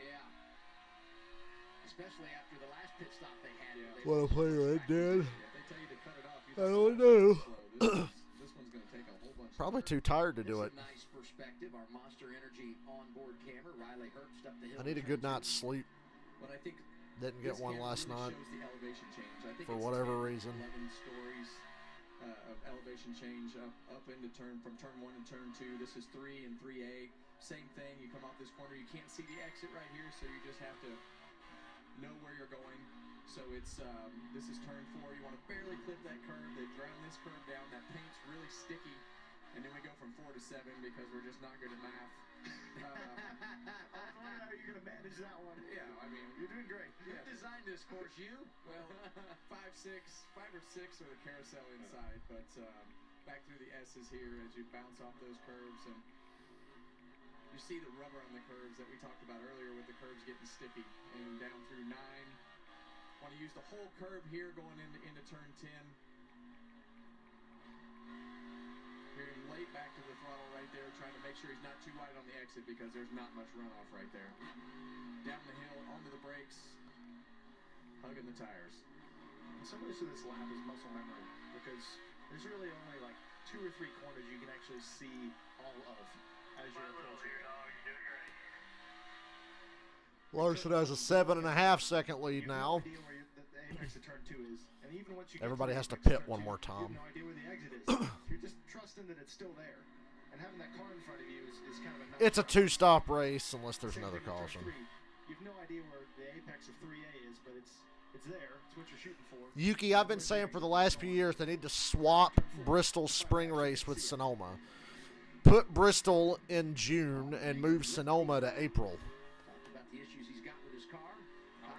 And you'd get green Sonoma. I love that sound off of turn 7 right there because you just cannot, I can't tell you how slippery it is. Swap Bristol and Sonoma because it always fucking rains in Bristol anyway. Rephrase that. Ty Gibbs looks to have a better car than AJ Allmendinger. I don't know that we can say good. SMI owns both. Whoa, AJ about slid off the track there. Gibbs is catching AJ for second, and they're both 8 seconds off of Larson now. But the longer you run, the worse it gets here. Bad turn 11 for AJ, but Gibbs had to back it up to stay off him, so AJ gets a good launch. Completed 42 laps. we're in the window now. Yeah, he can pit now and make it to the end. Do that, but that was By a the way. strategy that was thrown out there, and we've seen that so many times at a road course, right? Once you're in your window, you get on pit road and then move on. I think most every team wanted to run this through the end of stage 2 before they thought about coming down pit road and making that second pit stop. But I bring it up here only because the top 3, all Cup regulars that outside of the Owners' Championship, are not running for points in today's race. And I wonder, Austin, if they told Kyle to run harder because of the fact that those guys were able to wait so long to pit last time because of him not. The guy taking pictures at that wall there coming into the S's better be real careful, because I've seen some guys eat shit into that wall. Lessens the opportunity for people to. Carl Edwards, Brian Vickers, Matt Kenseth. Absolutely. I mean, the more cars you carry laps out, the less opportunity there'll be cars to beat you. I mean, without that caution and without Riley Herbst pitting early, 9 seconds behind Kyle Larson now. Riley Herbst isn't getting stage points. No. Riley Herbst is 3 laps away from stage points when he was running 21st the run before. Oop, Gibbs had a bad turn 10 there. Turn 10 right there. Man, if Larson was not in this race, this would be phenomenal. I keep thinking that Gibbs is going to get there and be able to drive inside AJ and turn 11. Well, passing AJ is a whole other challenge.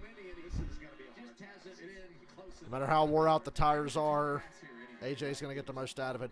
They need to start pitting now. They should just pit as soon as they know they can make it and hope for a caution to leapfrog Larson and then have a chance. They got to beat Larson to pit road, that's for sure. He is really struggling to get his car to drive correctly. It's sliding on the entry, it's sliding through the middle, and it won't drive forward. Well, the last thing that you want when you're swatting bees is to have a coyote walk up on you. Yeah. And that's Ty Gibbs. So AJ is not happy right now, and he's not okay with the way he's got to defend this position. Yeah, the one thing I notice about AJ's car is the early turn in. Yes. Oh, yeah, they need to really. That he's struggling. That car Larson's driving today should be in a fucking museum and never see the track again. He's a little bit behind. You know, that puts you behind for a lot of these, transition corners. You know, you see a lot through 1 and 2 up the hill, but even through 9 down here to 10, all the way up to 10, where you get a big flat slide through the corner. Custer not going away. Qualified 26th. A few brake issues, but he's 15th right now. Yeah, and it's like we talked earlier. I think the longer that they run, even though Custer's pitting. Custer's 15th, but he's going to be the first to pit road. You might as well. Larson has crossed the start-finish line. So Now, after this starts, we need a caution before Larson can get to pit road. This pit road entry is pretty difficult because pit road speed isn't until all the way to the curve. No pit road speed right here until you get to this yellow line over here. See him put his hand up right there. You can't even see it because it moves in front of the tag. Might be the sun as he came around that corner. I wondered about the sun being a factor as late in the day as we're running this race here in Sonoma.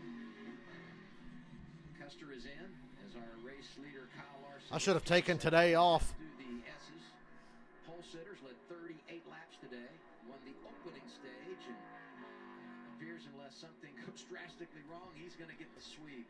A 9-second advantage over second place AJ Allmendinger.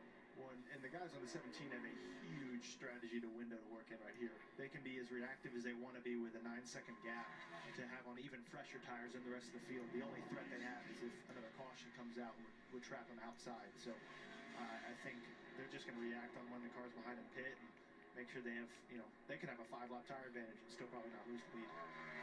Larson, win stage 1, win stage 2 at Sonoma. I'll tell you this, last year Larson won the pole and got both stages at Road America, but finished second in the race to Ty Gibbs. Now, that appears unthinkable. Hey, Kyle Larson won stage 2. Raw rolls on after this. Could change everything. Allmendinger comes by in second, Gibbs is third. Allgaier. No stage caution, so we can get this shit over with. Austin Hill, who came in second in the regular season championship chase, gets 6 stage points. He was 5th. Almirola 6th. Nemechek leading the points coming in was 7th. Herbst makes the strategy play work for some stage points. He was 8th. Klingerman and Mayer 9th and 10th in stage 2. AJ is still somehow in front of Gibbs. Right. Karen that got the damage is the only one that didn't get the benefit of it. Ooh, your Gibbs grind a gear there? It's a shift right there. He missed a shift. That could have been bad. Car's still rolling and sounds good, though. You said A.J. Allmendinger is hard to pass, and they've been going at it for a long time, and Gibbs has been unable to get by him. Just heard a report we could see that 10 car coming to pit road. A.J. pitting. Green flag pit stop, early portion of the final stage at Sonoma. We need some rear grip, fellas. Here comes the dinger, Josh. Yeah, you guys talked about an eventful stage 2 for A.J. Allmendinger. Was complaining about that smoke and the gauges shorting out just a little bit. The other big complaint for him, just losing rear grip all over the place. So when he comes in, he'll get those tires and he'll try and tighten them up.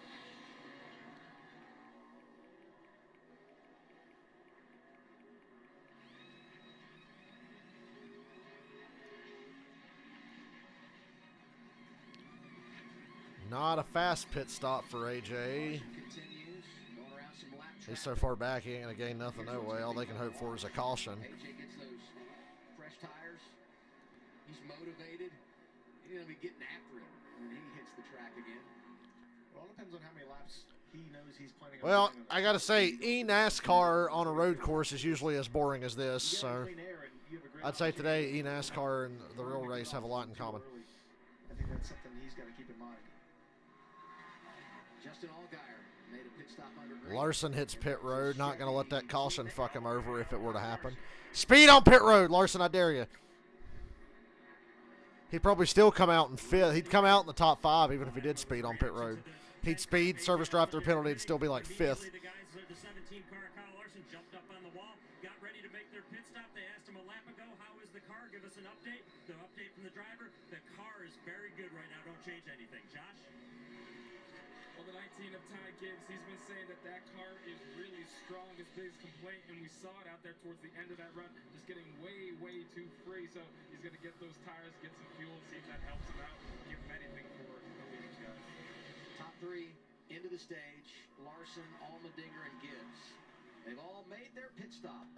More stops happening now, Regan. John Hunter Nemechek having a solid day right now. Problem with his car, though, it falls off a cliff after about 15 laps on the tires. No rear drive. He needs a lot of help with that.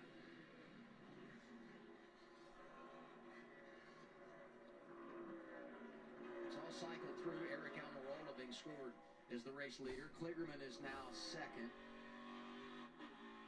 Do I watch e-NASCAR? No, not really, because I never could get into it.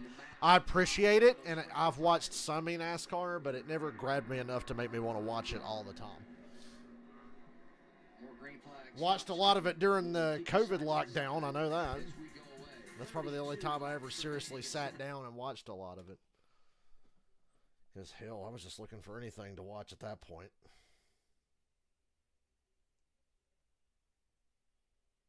Hell, anything would beat the hell out of this race, I suppose.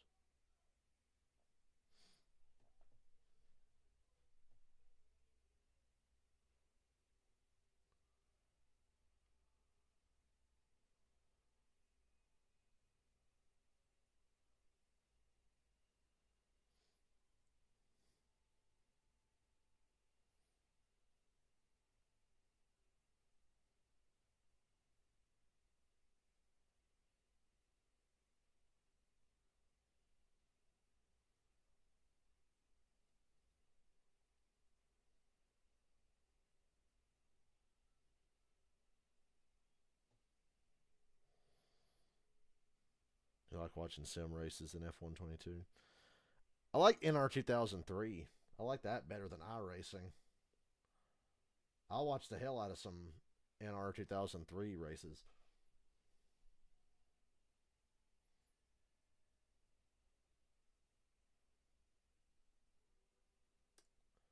Man, this sucks.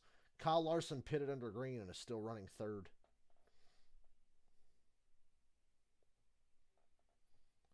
This race sucks. It really, really sucks. This race sucks. It really, really sucks.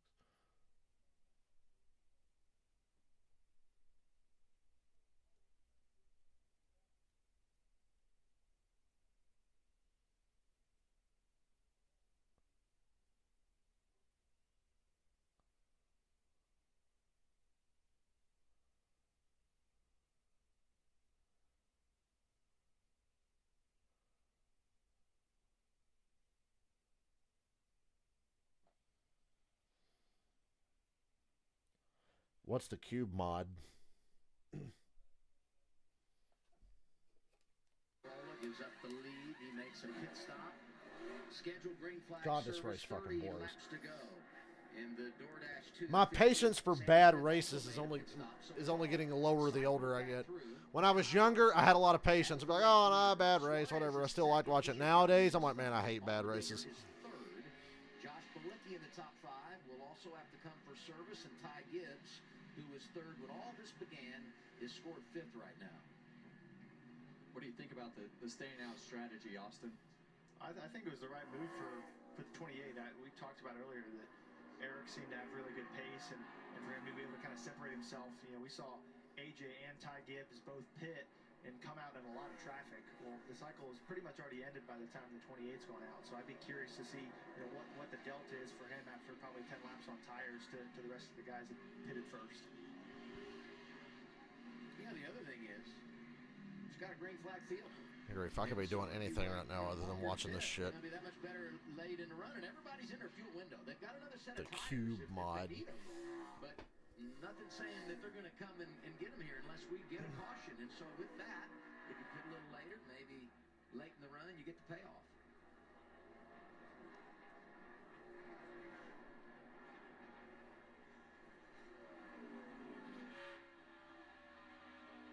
On board with Ty Gibbs. Larson's back to the lead with a 10-second gap over Allmendinger. Gibbs is 14 off. John Hunter Nemechek after the cycle is 10th. Sammy Smith. AJ blistered Gibbs on those fresh tires, but still lost ground to Larson. Stops is being shown in the 13th position as we update our leaderboard. Yeah, we heard John Hunter talk about his car. It runs really good for the first part of the run, and I think that's what we were noticing earlier when Ross ran into the back of him at the beginning of the race. His car was just so slow and had fallen off so much that nobody, Ross at that particular moment didn't expect him to slow down that much and just ran into the back of him. But it seems like it definitely does fall off a cliff. Oh, look at this battle that's completely inconsequential. It's Sammy Smith, it's Daniel Hemrick, it's Brett Moffitt. Fierce battle for nothing. All of this happening back around 16th on track. The sparse crowd in the stands tells the story for this particular race. That are yet to make a pit stop. One of those, Daniel Suarez, who comes in with 28 to go. The other in that category, Ty Dillon, in the top 10 right now, but he too going to have to make a pit stop here pretty soon. Yeah, I think one thing that some of those guys were pitting is, or staying out to not pit and have the track position, if the caution did come out, probably be 50-50 on guys pitting, putting their last set of tires on. So I think that was probably a part of that staying out strategy. I drummed a lot today and yesterday. I got no energy left. You know, make a difference on a restart. Well, you don't put a lot of cars a lap down ever in a road course. 29 cars on the lead lap right now. But gosh, we saw just how quickly, even through the cycle a minute ago when Larson pitted, how quickly he was able to rally back up through there. So you would anticipate if he comes to pit road later on under caution, the tires in that car would allow him to get back to the front. Larson has led more laps today than in his previous 10 road course starts combined. 43 out front for the 17.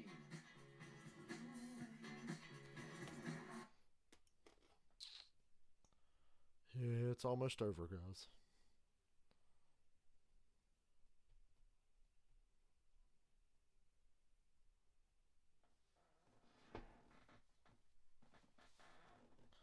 We're almost free of this pain. And it is pain.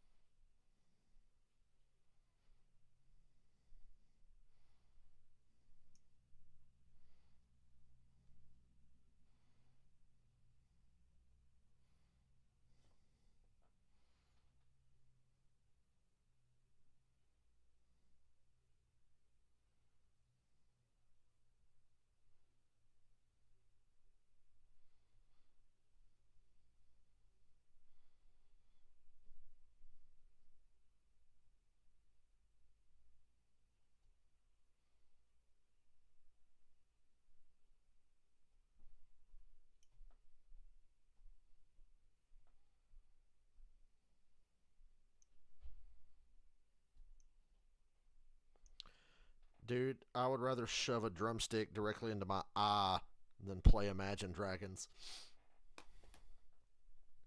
I'd rather shove a drumstick in my ear and up my ass than ever listen to Imagine Dragons. I'd rather piss a cactus out of my dick than listen to Imagine Dragons. I'd rather watch this race another 15 times than listen to Imagine Dragons.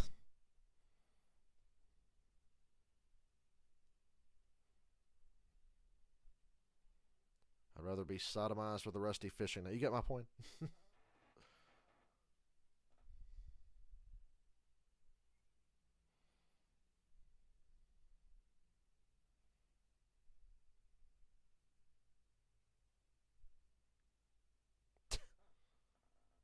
I guess there's worse out there, but they're still pretty bad. My testicles are too big to listen to Imagine Dragons.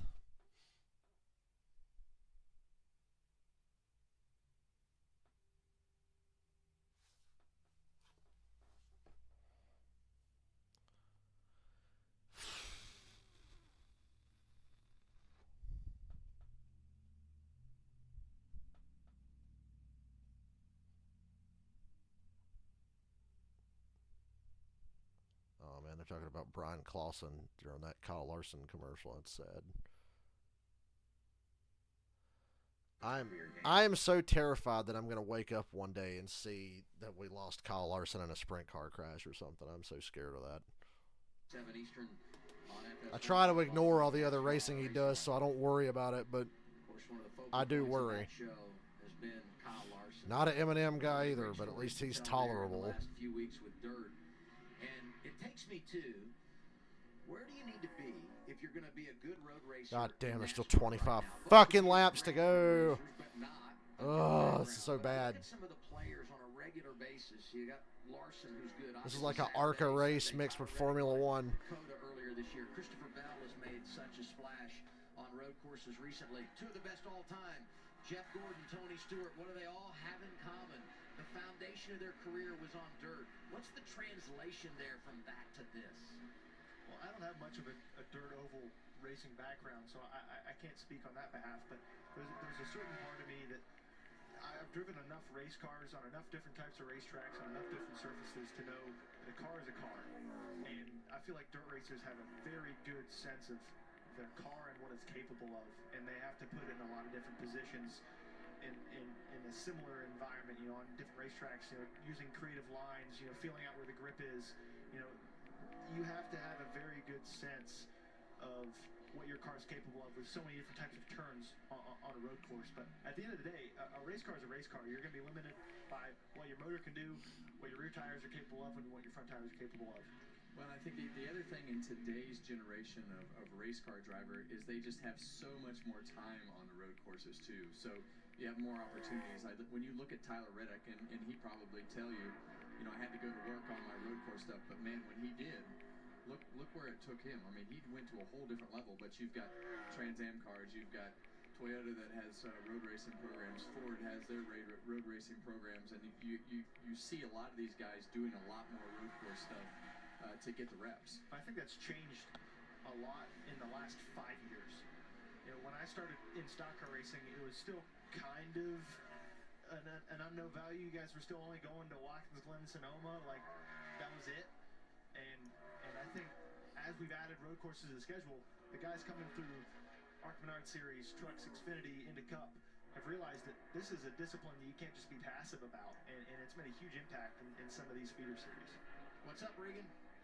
Well, as you guys are talking about drivers getting experience on road courses and getting extra laps, think about the guys that are on this 17 car this weekend. Of course, many of the normal pit crew members, many of the normal crew members that would work on this car in the garage, they are actually in Le Mans right now with Garage 56. The baby dogs that got left in the car for two. Jesus Christ. Sounds like responsible parents. They're definitely from Florida. Want to be on the road, but they don't get those reps because of the roster limits now. They brought these guys this weekend. Some of these guys might be guys that you see on Cup cars next How is year. Kevin Harvick staying awake? Experience and make teams better. Coleman?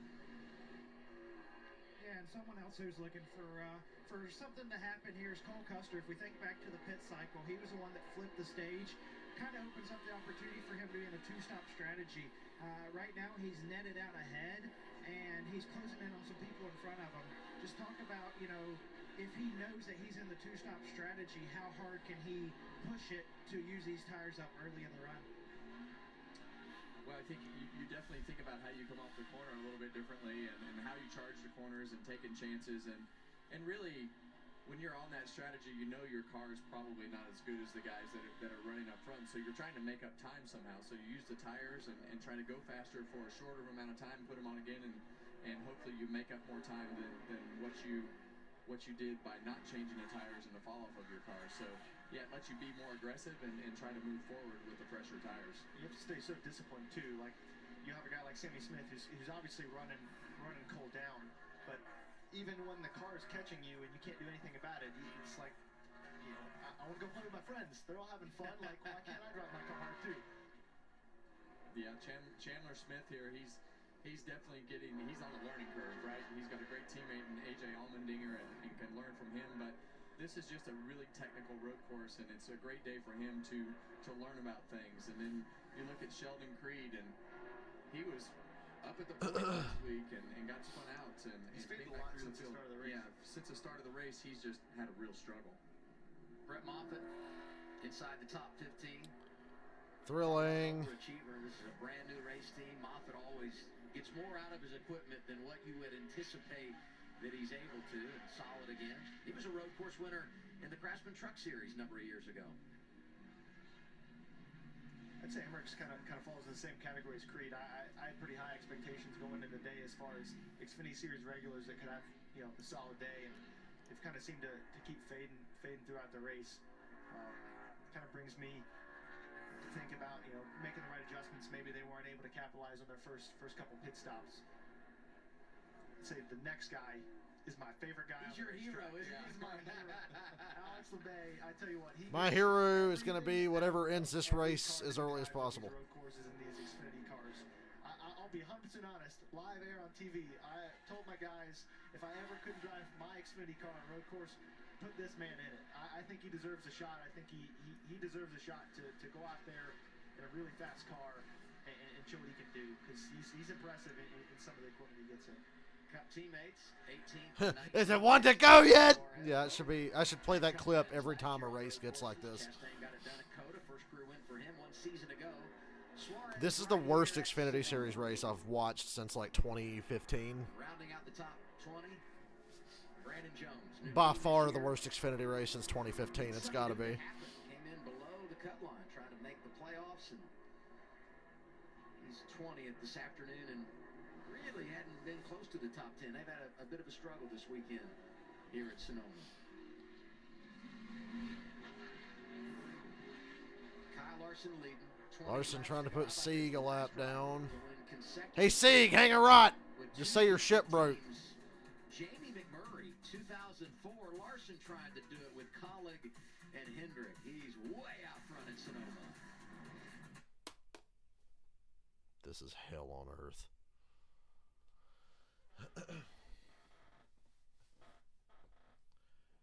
I have given a name to my pain, and it's Kyle Larson at Sonoma in the Xfinity Series.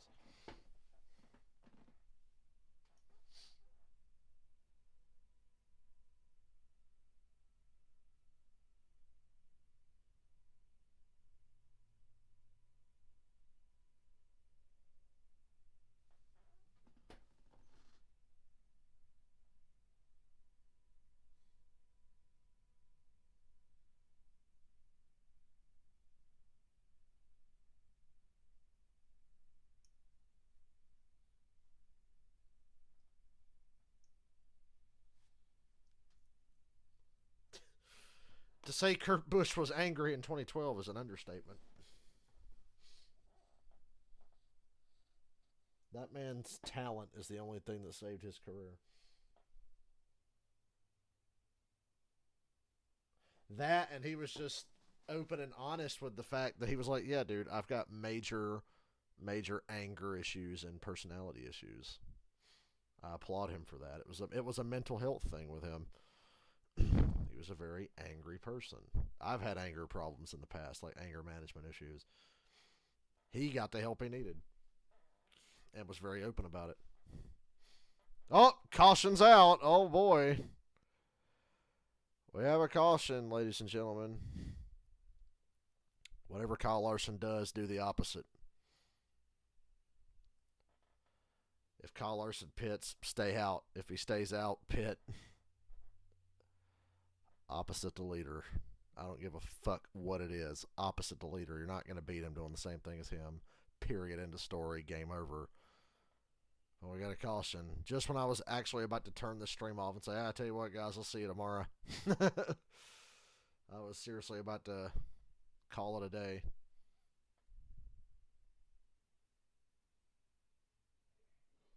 I mean, we all know the result's still going to be the same here. But if I had bet my life savings on Kyle Larson like I wanted to, I'd probably be a little frustrated right now.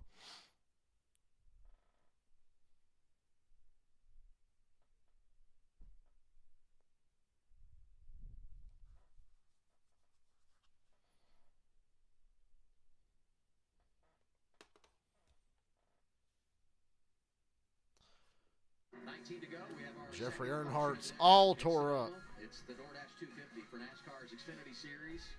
Jeffrey Earnhardt all tore up. And hit the wall. Opposite the leader.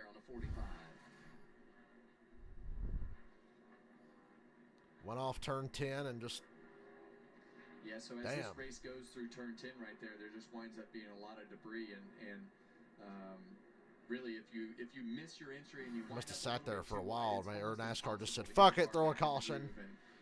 We got to make something out of this." Never got the car back in the groove and wound up in the fence. Yeah, there's a great Kurt Busch documentary called Outlaw. It's on YouTube.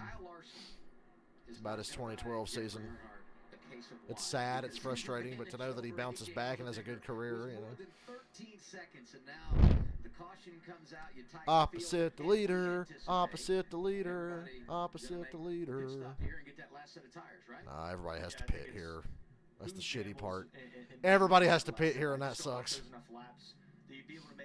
Suarez, stay out. As far as on a fresh set of tires with, I don't know, say 7 or 8 laps left in the race, are you going to make that up? You know, by the time, you know, hoping for another caution come out or not, I think you got to take the last set.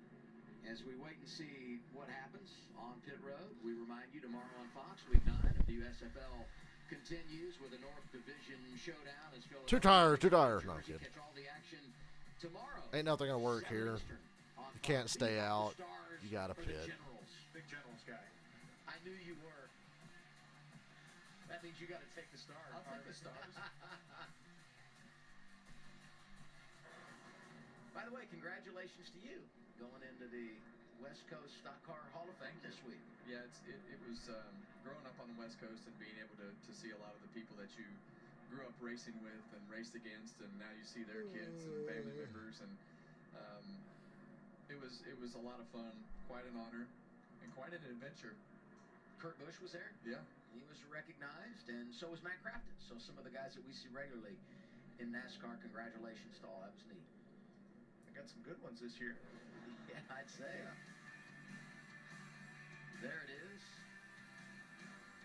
Yeah, and it's crazy, right? Because Kurt started about the same time I started, and Matt, you know, I raced go-karts with Matt when I was 8 years old. So it's fun to see guys that came through. Yeah, somebody tell Larson to save gas while they're going up the hill. So it's, I guess we're just getting old. I started about that same time. I was living in Lozo. I'll just say it. Pit road's open. Chips at all 3 levels of NASCAR there. Leaders pit. Mix the bag here as Kyle Larson jumps downhill, get that last set of tires. Pit stops under caution. They happen with 18 laps to go, Regan. Well, it's been the same story all day long for the 17 car. Kyle Larson, the balance is good. God, have a shitty pit stop. I fucking dare you. Exact same all day long. Doesn't want any changes to his car. And the 20 of John Hunter Nemechek fighting that rear grip earlier on. Right now, it's been good. This run held on better, but it still goes away just a little too much for him. Josh? For the 19 of Ty Gibbs, they decided they're happy with that car. And moving on to the 10 of AJ Allmendinger, he said his caution fell right at a window they didn't like, but either way, they decided they're going to come and get tires and fuel, no adjustments for the 10. And now the race off pit road. And with that Well, Larson's going to win the race off pit road. Had over everybody. Allmendinger's going to be set. Boy, Ty Gibbs lost a lot of spots. Larson first, Allmendinger second, Almirola third. So it's AJ versus Larson. AJ, what do you got?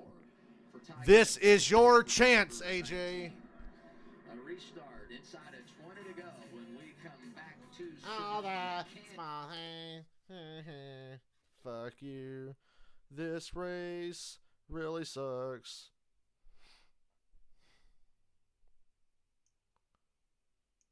Say it ain't so. I will not go. Turn this race on. You can fuck off. Na, na, na, na, na, na.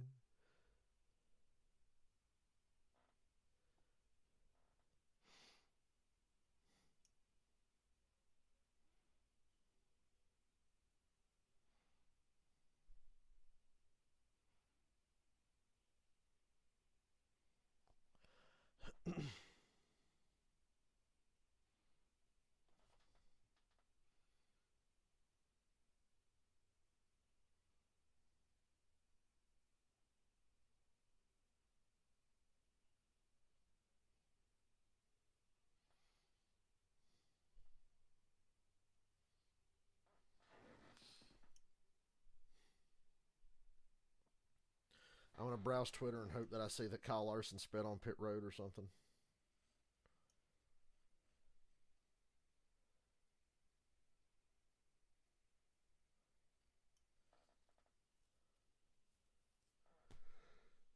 Come on. Give me something here.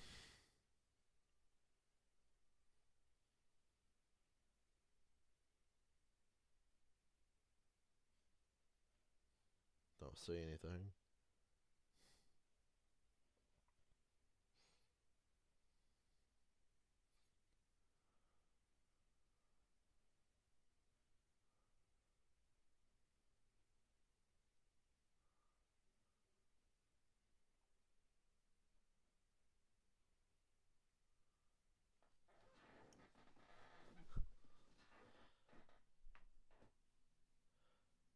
By the way, that leaderboard's not right now.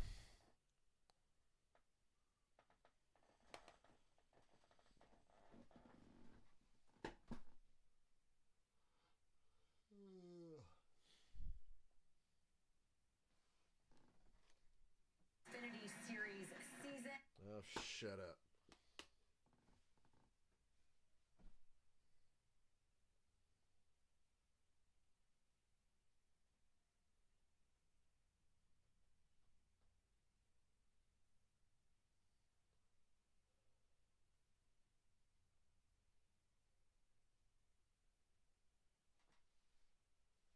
No more Fox after this week for the rest of the season. Woo! We made it! No more Fox making the Xfinity Series seem like it's a fucking amateur league. NBC covers the Xfinity Series like it's the Cup Series, you know, like Fox used to back in the early 2000s. Let's get back to that. NBC, we're bringing back the sunshine, buddy. Here it comes.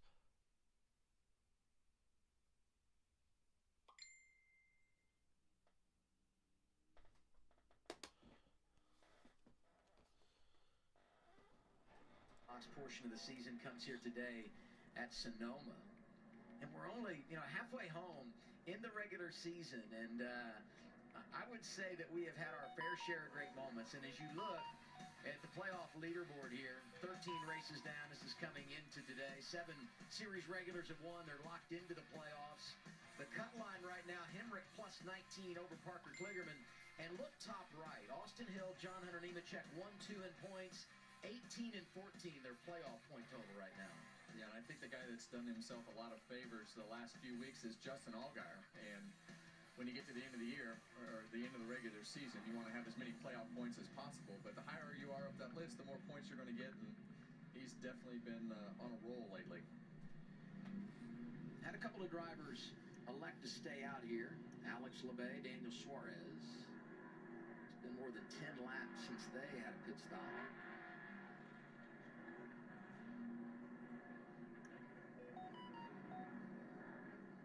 get to choose this time around. Car stacked up behind the all-new Toyota GR Supra. Is that a Supra? All day long.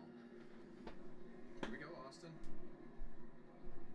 Oh, a little bit indecision. That was big. Allmendinger picking behind Larson. He didn't like getting stacked up that last restart, stuck in the preferred lane up the hill. He wants to keep Larson. Oh yeah, in his LeBay and sights. Suarez stayed out. That'll probably thinks fuck it's gonna AJ be over by more than giving it up does the road. Larson, I guarantee. So I think that's a big move, hard call to make. Let Larson clear the path, and I'll just drive right through, right? But I'll be 100% honest, it would not be a NASCAR Xfinity Series race if some slower cars did not stay out in front of the leaders for the AJ, go full bulldozer mode. It happens all the time. But one of those is your The front row is LeBay, Suarez. Second row is Almirola, Larson. Third row's Allgaier and Allmendinger. I think this kind of hurts Allmendinger's chances here. 15 to go as we return to the green flag at Sonoma.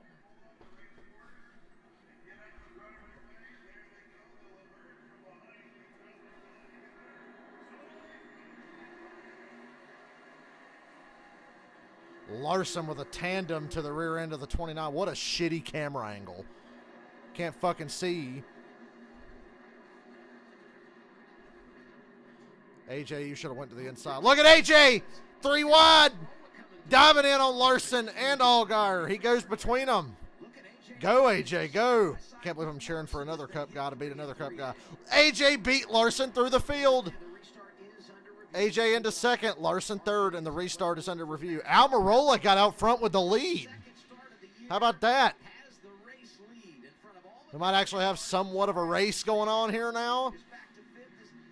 Oh, big miss.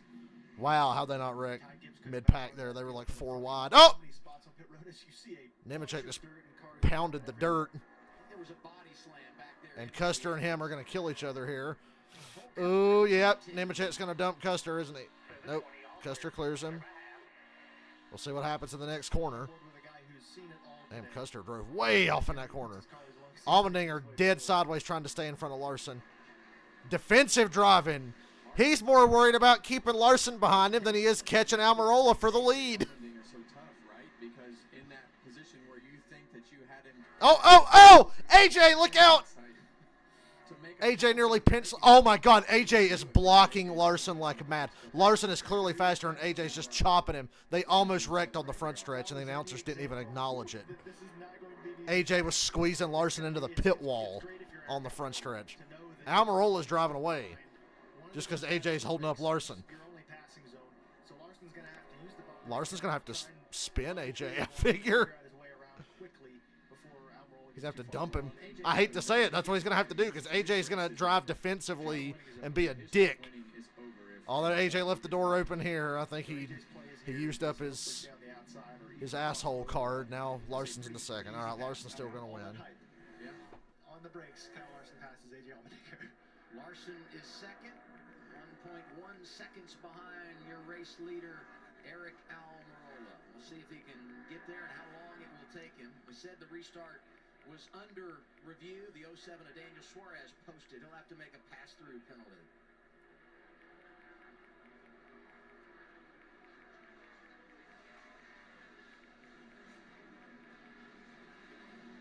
Allgaier having a good day. He's fourth. Austin Hill in the top 5 again. I thought AJ could just be a dick and get in his way. He got Almirola a 1 second lead, but that's not going to last. Now what happened back here? Ooh, Jeb Burton spun Brandon Jones, and Jones luckily spun back away from that wall that I mentioned earlier. That's just a funnel point. Like, you have to end up getting single file by the time you get up. Larson's cut that lead from a second down to half a second on Almirola. He's coming. AJ did all he could.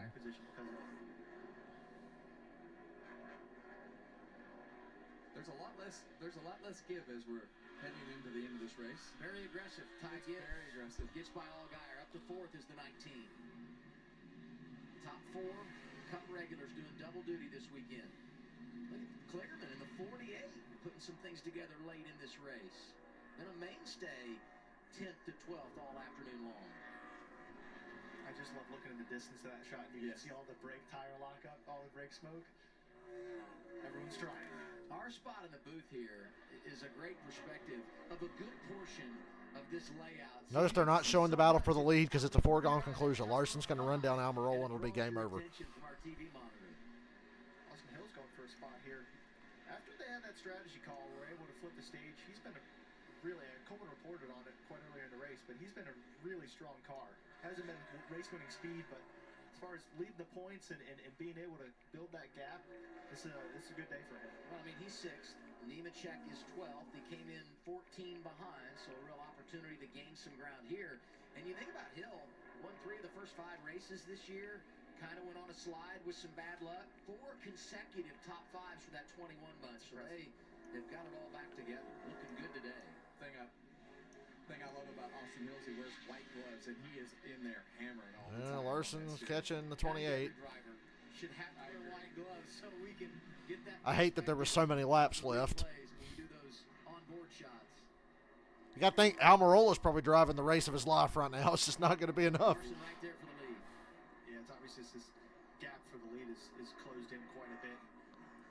I think it's a matter of time when Larson gets there. How does Almirola respond? You know, where are his strengths? This is the first time he's really seen clean air all day. It's the first time we can guarantee sitting here in the booth that Kyle Larson is extracting everything he can out of his race car. The only reason he wouldn't would be because of a caution that might come out. So for Larson, he's got to get it all right now. The one thing that I have learned about turn 11 sitting up here, Austin, is those tire stacks seem to be a lot lighter this year. Allmendinger clipped that stack of tires in turn 11 and just kind of shove it in there. Kind of reminds me of like going to the go-kart track, and whenever they move the barrier in turn 1, you just get a little bit more and a little bit more. The more of that paint you can use, get some grip on your left, on your right sides through the corner, the better. And these guys are all taking advantage of it.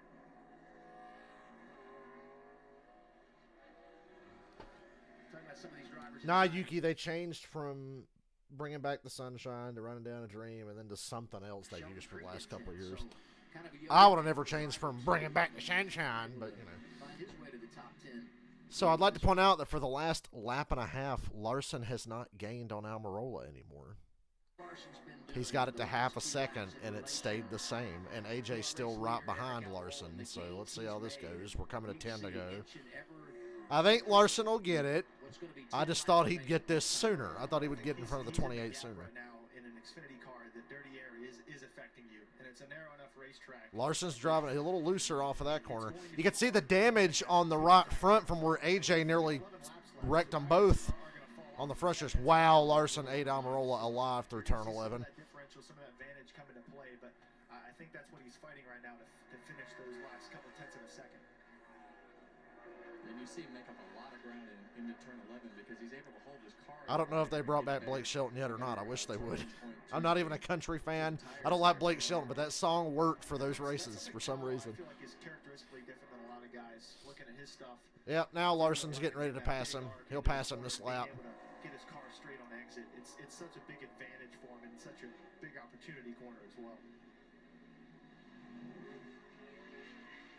Off turn 4, down to turn 7. Almirola got to be feeling the pressure. One little miscue. And Turn 11 is where Larson just killed Almirola. Went from 0.6 of a second to 0.3, and it's staying there this lap. Yep. Kyle Sieg normally drives this car, younger brother of Ryan. How come that car doesn't run like that when Kyle Sieg's in it? Well, what an afternoon it's been for them. And he looked good in practice. I'm getting worried about AJ or Larson over here at turn 10. He gets really wide over there now. Coverage earlier today, and he said, "I'm here because I love doing this." There's turn 11 again. Larson pulls right to the bumper. Every time we get to 11 is just a little bit. But Almirola's just good enough to stay in front of him on all the other corners, it seems. Stretched it out on the straightaway there. I'm fascinated by this because I didn't think Larson would struggle this much to get by him. I think he's seen it. He doesn't have enough of an advantage in a lot of the rest of the That caution and the choose rule got Almirola out front. Just with having grip and better drive. Now he's working the hell out of this car to stay in front of him. To make this pass. He's got to get off of 8A better because that seems to be where Eric's car. that damage on the right front's not helping. That is pretty significant damage on the right front of Larson there, courtesy of Allmendinger. Dude, I fucking hate country music. There's not a single bit of country music that's listenable to me. Yeah, I've made my way down here to turn 11, and to back up what Kevin and I ironically enjoy the country stations in the GTA games, like in San Andreas. That shit's funny to listen to. God, Larson's going to wreck off a 10, I swear. Oh, here's the dive. Here's the dive. Ooh. Going to get him off 11. Nope. Oh, yeah, he's going to get him right here on the front stretch. Oh, man. Almirola just barely cleared him. 8 to go. Almirola blocks on the front stretch. Yeah, Larson's going to race really clean here unless he makes a huge mistake, which I thought he was going to going into 11 this past time. Almirola is AJ Allmendinger's best friend right now. If he can get AJ back in this, then we'll have a damn party. That really gave Kyle enough of a gap to make up the difference through turn 10 and into the breaks into 11. Yeah, right now, and I think you talk about Kyle cutting in some slack. I think right now Kyle's just trying to put enough pressure on him to make the pass easy. And the more laps that go by, the more pressure with the bumper will come. Almirola really backed up that corner there going towards the S's. All right, Eric, if you're going to make a mistake, let's make it. I'm gonna AJ's closing in a little bit. Bumper and keep putting pressure on you until you make a mistake. And if he doesn't, please let this be over. Yeah, I'm intrigued by the fact that Almirola is holding off Larson this long. There's 8 to go. He's not going to hold him off 8 more laps. But the fact that he's done it this long, turn 10 is the key. Almirola takes a big defensive line here. He's defensive driving now. Oh! Larson, what happened? Larson blew turn 11. I think Almirola's going to win. What the hell was that? Larson blew turn 11 and Allmendinger passed him, and now Almirola's got a 2-second lead. What the hell? Larson locked up, and then he turned right, or he turned left in a right-hander. What the hell? Oh, my God. I ain't never seen a turn 11 go like this. Hell, he turned left. I wonder if, like, power steering went out or something happened there. Looked like the car just broke. I thought he was turning around and going backwards. He turned so fucking far left. It just straightens up on him. You don't see him counter steer here. You don't see him have a reaction. After all this, for Larson to not win this race, that is insane. No, the tires are fine. It just looked like the steering broke, and now it's back to normal. But hell, he's 2 seconds off. I think Almirola's got it, guys. Unless AJ just pulls something out of his ass here with 7 to go. I think Almirola's got it, man. This is nuts. The caution for Jeffrey Earnhardt, and then the choose got Almirola to the front row, and he took off. He was holding off Larson. Larson made a mistake. Larson made the mistake, not Almirola. Almirola was driving damn near flawlessly. I think AJ bending up the right front of Larson's car didn't help his handling on the, the 1 or 2 higher speed portions of the track. That's right. I tell you, he needs to go for everything he's got, because you just never know where this is going to go. I'd almost look at it from the other perspective, is that because he has this gap. Man, if I had bit big on Larson today, I'd have been like, what the fuck? If you have another caution, that's another advantage to try to cool it down. Obviously, you want to keep the gap. You don't want this to be a 3-car battle for the lead, because that's when you get ping pong balls. But I think he has to make sure he can run 6 laps without falling. 6 laps is still a long time. It's a lot of turns and a lot of shifts. Kligerman is there. Kligerman, as we said earlier, such a great road racer. Aggressive restart late last week, going for the win at Portland. Came into today 26 points below the playoff cut line. But stage points this afternoon and a good finish keeps them right in the game with an opportunity to qualify for the postseason. And I saw some smoke, it looked like, out of the back of Justin Allgaier's car there. The ticker's broken. I can't tell you the gap between Almirola and AJ. I know it's about 2 seconds. Oh, Parker. Kligerman did the same thing Larson did. tell you, Larson's catching AJ again. car after last week, after trying to race hard for the win. And Almirola's just cruising. Not to make another. I would have never thought Almirola would win this race. Never would have thought. Who'd have thought that 28 car would ever win anything? Right here and get a little bit of wheel hop, and then you see the Dan Parker almost took out Allgaier for the second week in a row. He almost did. plows the brake pedal. That was max. That's the highest brake pressure he's gotten all day today, making sure he didn't hit Allgaier. Hey, but he stays sixth, and he's still right there behind Allgaier. Great point stage. Over 2 seconds for Almirola with 5 to go. And that's what those guys expect. Like, that's what Parker expects when he comes to the road courses is to score points and have a Hell, chance at this to point, I don't care if Larson wins or not. It's kind of fucked up that he's not going to win. With Allmendinger for He second, needs a caution. over 2 seconds behind Eric Almirola. Almirola going to win a road course race. 8 drivers doing double duty this weekend, and the extra track time is paying off. They've got the top 4 spots. Ross Chastain back there in 18th. The penalty for Suarez has him 30th. Josh Bilicki, Ty Dillon right around 20th, 25th. 4 laps to go for Eric Almirola in front of Allmendinger and Larson.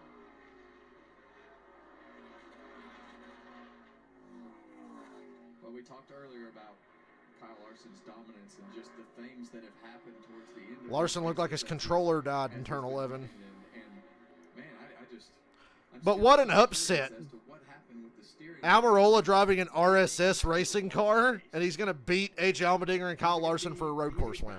Can you believe this? No, but he hasn't really rallied in past the 10 car like I probably would have expected. This battle for second's pretty intense. He clearly wants to. He goes for a big lunge into 7. And Larson takes second back, and AJ crosses him over. The 10 car and the 17 car had contact down the front straightaway. You see that? Harvick's talking about what I've been saying, what AJ did to Larson on the front stretch a while back. I wonder if that has something to do with it, but he still had pace, but he lost some pace when he got that damage there on the right front. In my opinion. Absolutely, I completely agree. You don't AJ was more concerned making sure Larson didn't win than actually winning himself. is still super important. Do I think Hendrick's going to retire the 48? No. Why would they? These races without a fender, and it really affects how you can break into the corner, the downforce that you have. It puts pressure on that tire, and it's clearly affecting 3 laps to go. Still, I am completely AJ holding off Larson for now. We have got an I hate to upset say it, but Larson probably should have moved AJ sooner, and he would have won this race. Cup driver. But he was being really nice. AJ wasn't going to be nice. Hell, you saw what happened. Xfinity Series. Let's go back and look. Did Larson hit the tire? For the top spot. He did. He hit the tire stack on the inside of turn 11, and that's what sent his car off. looking at 2 different things. You're looking at left front tire. Wow. Tire bundle. How did we not notice that the first time? Yeah. Well, it must have been from I know I wasn't the only one that missed that. because the left front tire just completely jerked. Larson cut sideways. turn 11 really narrow and hit the tire. Gonna try and make the pass again. Oh, God. Oh, God. Unable to get there in turn 7. Keep waiting for Larson to run into AJ. Gosh, hate to have such a dominant day. It's ridiculous that, yeah, it's kind of ridiculous that Larson's not going to win. Tire bundles and This is the most Eric Almirola win in the history of Eric Almirola wins, and he's had a lot of dumb ones easy mistake to make for in sure. Cup and Xfinity combined. So much speed being right next to those tires and being in the paint and rolling around the corner. And we talked about how good he was rolling around that paint, being able to make his car roll faster than Eric's.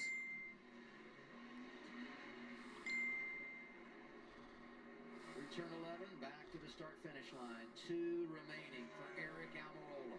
Tell you what, he's really pulled a gap on both of these guys. They really found some speed in this car later in the race. I feel like they did the right thing strategy-wise, being able to stay out. They've had good pit stops all day. Talk about a team effort. If they're able to pull this off, I think you're going to have a pretty happy race car driver. Well, I go back to what I was saying earlier. You know, Jamie Little talked to him during the Cup practice qualifying show and said, why do you do this? What can you gain? He said, it's not as much about what I gain, it's just what I enjoy doing. I love this racetrack. I love racing here. The opportunity presented itself. He's taken advantage. And it's not just about track time. It's about chasing a trophy. I'm not sure that we saw it coming. 2 to go. But he'll This be race rolling wasn't around good, but it ended up being odd here at the when end. he comes by the start-finish line. Hopefully Almirola doesn't get any Jerry Nadeau bad luck here in the last couple laps. Teammate racing around him for a lot of years. But with where he's at in his career, I've got to imagine a win today definitely means a lot for him. I don't know what you think about that. I don't want to jinx him here. I know. I don't want to jinx him, but if he does win this race, I know he's going to be really, really excited because I saw both of his kids here, and Eric is super involved with his family, and his kids are around a lot, and I know that'll be the best part for him. White flag is out. 1 lap to go. Sponsored by Credit One Bank. Next flag will end the One race. to go. Less than 2 miles to victory lane for Eric Almirola. You talk about his son. I really enjoy seeing him at the racetrack because it reminds me of going to IndyCar races with my dad. Because I would talk to every driver, give him a high five, talk to him, enjoy being there. And I think that's what makes it fun for Eric coming to the racetrack. Well, I can tell you that will be the This is highlight pretty of the weird. race is to see his kids, and I saw his wife Janice down in the pits earlier. His daughter was at the food tent helping the chef make food. So Eric Almirola driving for that team. Eric brings this around. He's going to beat Allmendinger and Larson and Ty Gibbs on a road course. Parker Kligerman's 5th, by the way. So hard because I know how much this would mean to him, right? Yeah, with 100%. everything that you just said. I mean, it would be so important and cool for him to be able to celebrate with them. RSS Racing started competing in the Xfinity Series 10 years ago. Best finished twice, a second on 2 different occasions. They're headquartered in Sugar Hill, Georgia. Through turn 11. Thank you. Here's Eric Almirola. Armored Armadillo. Race at Sonoma. Gonna win on a road course. What is that in his front windshield? Done in wine country. Almirola wins. Yeah, Eric, good job. AJ 2nd, Larson 3rd. Jesus Christ, how did this happen? How did this happen? Oh, man. How in the world? Almirola's Cup team was the pit crew today for him as well. That is so cool. There's something going on here. Second, Larson 3rd. Gibbs comes home 4th. Kligerman gets back to 5th. Custer 6th. Talk about a good drive. Yeah, big time. Faced so many things today. Allgaier ends up 7th. Austin Hill with the top 10. Sammy Smith back in the top 10. And Sam Mayer, solid today as well, finishes in the 10th position. 4th career win for Eric Almirola. Last time he won in Xfinity car, 2017 at Talladega. First ever win for RSS Racing. So happy for Rod Sieg, Ryan Sieg, and everybody that puts in so much time with this team. As I said, they're based in Georgia. They have a lot of battles every week just to get to the racetrack. Some adversities that a lot of these teams don't face. But they come out swinging each and every week. And today they get to celebrate for the first time. And that team, that family is a real staple of this series, and they've stayed committed for a long time. So for them to be able to get a great driver like Eric to come in the car and execute, I'm kind of hanging around just to see a little bit of post-race. I thought I'd leave right away, but this is just a bizarre way to end this one. Yeah, Kyle Larson pulled a Falcons, yeah. And maybe next time Larson will play on PlayStation where you don't need batteries for your controller. How in the world did this happen? I watched Eric Almirola win on a road course driving a field filler car. Oh yeah, Ryan Preece won yesterday in the ARCA series. You guys know that? It's a Stuart Haas weekend. I guarantee you they suck ass in the Cup race.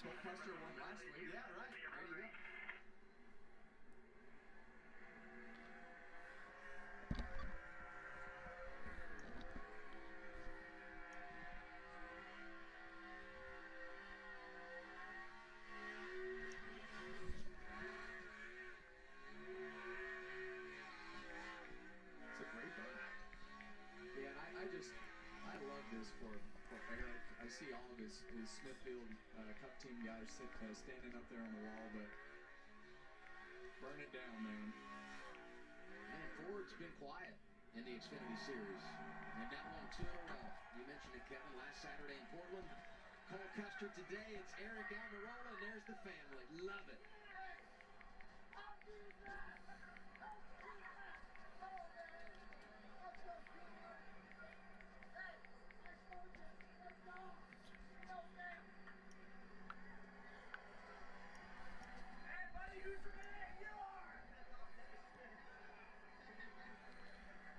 If I was Larson, I'd go to AJ and go, what the fuck, man? You killed us both. Am I going to stream again tonight? I don't think I am. If I did, it'd be really late. It's like 10:30, and I'm already tired. I don't know if I'm going to bed after this or not, but I don't know if I stream again tonight or not. Probably stream Red Dead tomorrow after the race, because I'm going to get some good rest tonight, I think. With us this week. Got to see the bond that they share and how they support one another. Neat to see a celebration this afternoon here at Sonoma. It's Eric Almirola, who pulls the upset and wins the DoorDash 250 down to Josh. Eric Almirola, you told me earlier today that you love racing at Sonoma. That's why you jumped at the opportunity to do this double dip. Where you get the win, you hold off AJ Allmendinger, you hold off Kyle Larson. What does this win mean to you? This is crazy. Oh man, this is so special. It's hard to explain. I know it's an Xfinity win. It's not a cup win, but after Coda, I told Davin and Drew, I was like, man, I really don't think I should run any more road course races in the Xfinity car. It makes me look like a wanker, and I lose self-confidence going into Sunday. But I knew that this racetrack, this is one that I can run good at. I've run good here my whole career. I don't know what it is about this place, but I love racing here. Just so thankful to everybody on this race team, everybody at SHR in the Xfinity shop. They take on a lot to not only bring their two cars to the racetrack, but to prepare a third car. So thankful to Mike with Michael Roberts Construction to come on. Without him and Largo Concrete, we don't get to run this race. Thankful to Ford. Everybody that makes this deal work, all of our partners, Shady Rays, Pit Boss Grills, First Form, everybody that makes this thing go around. It's been a really tough year on the Cup side. Yeah. And to come out here and get a win and get to celebrate, my kids came out. We're going to spend the week in California for our off week. And what were Almirola's odds for this race? That is so special. The pictures we have at home with our family in Victory Lane mean the most to me. So excited to share this Victory Lane here. Also Camus, we had a great dinner last night and drank a little bit of Camus wine last night with our team, and this is their hometown. So man, this is awesome. I can't wait to get to Victory Lane. Congrats, Eric. Well, Kyle Larson, extremely fast race car all weekend long. Unfortunately, Larson, what the fuck? Third position today. Turn 11. We saw you get into the tire barrier down there. What took place? Yeah, I just got too greedy.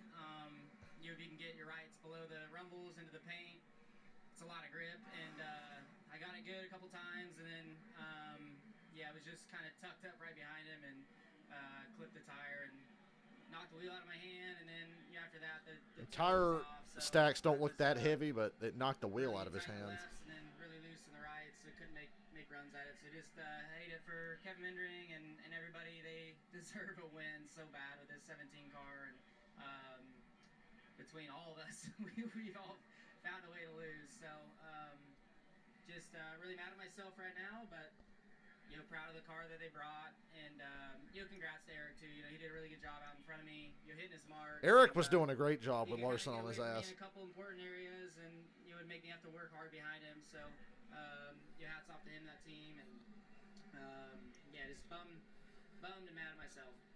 Thanks, Scott. Next time we see the 17-car Watkins win with Alex Bowman later this year, Larson drives it at Darlington. All right, gang, I'm fucking out of here. Good night. Let's hope for a better race tomorrow.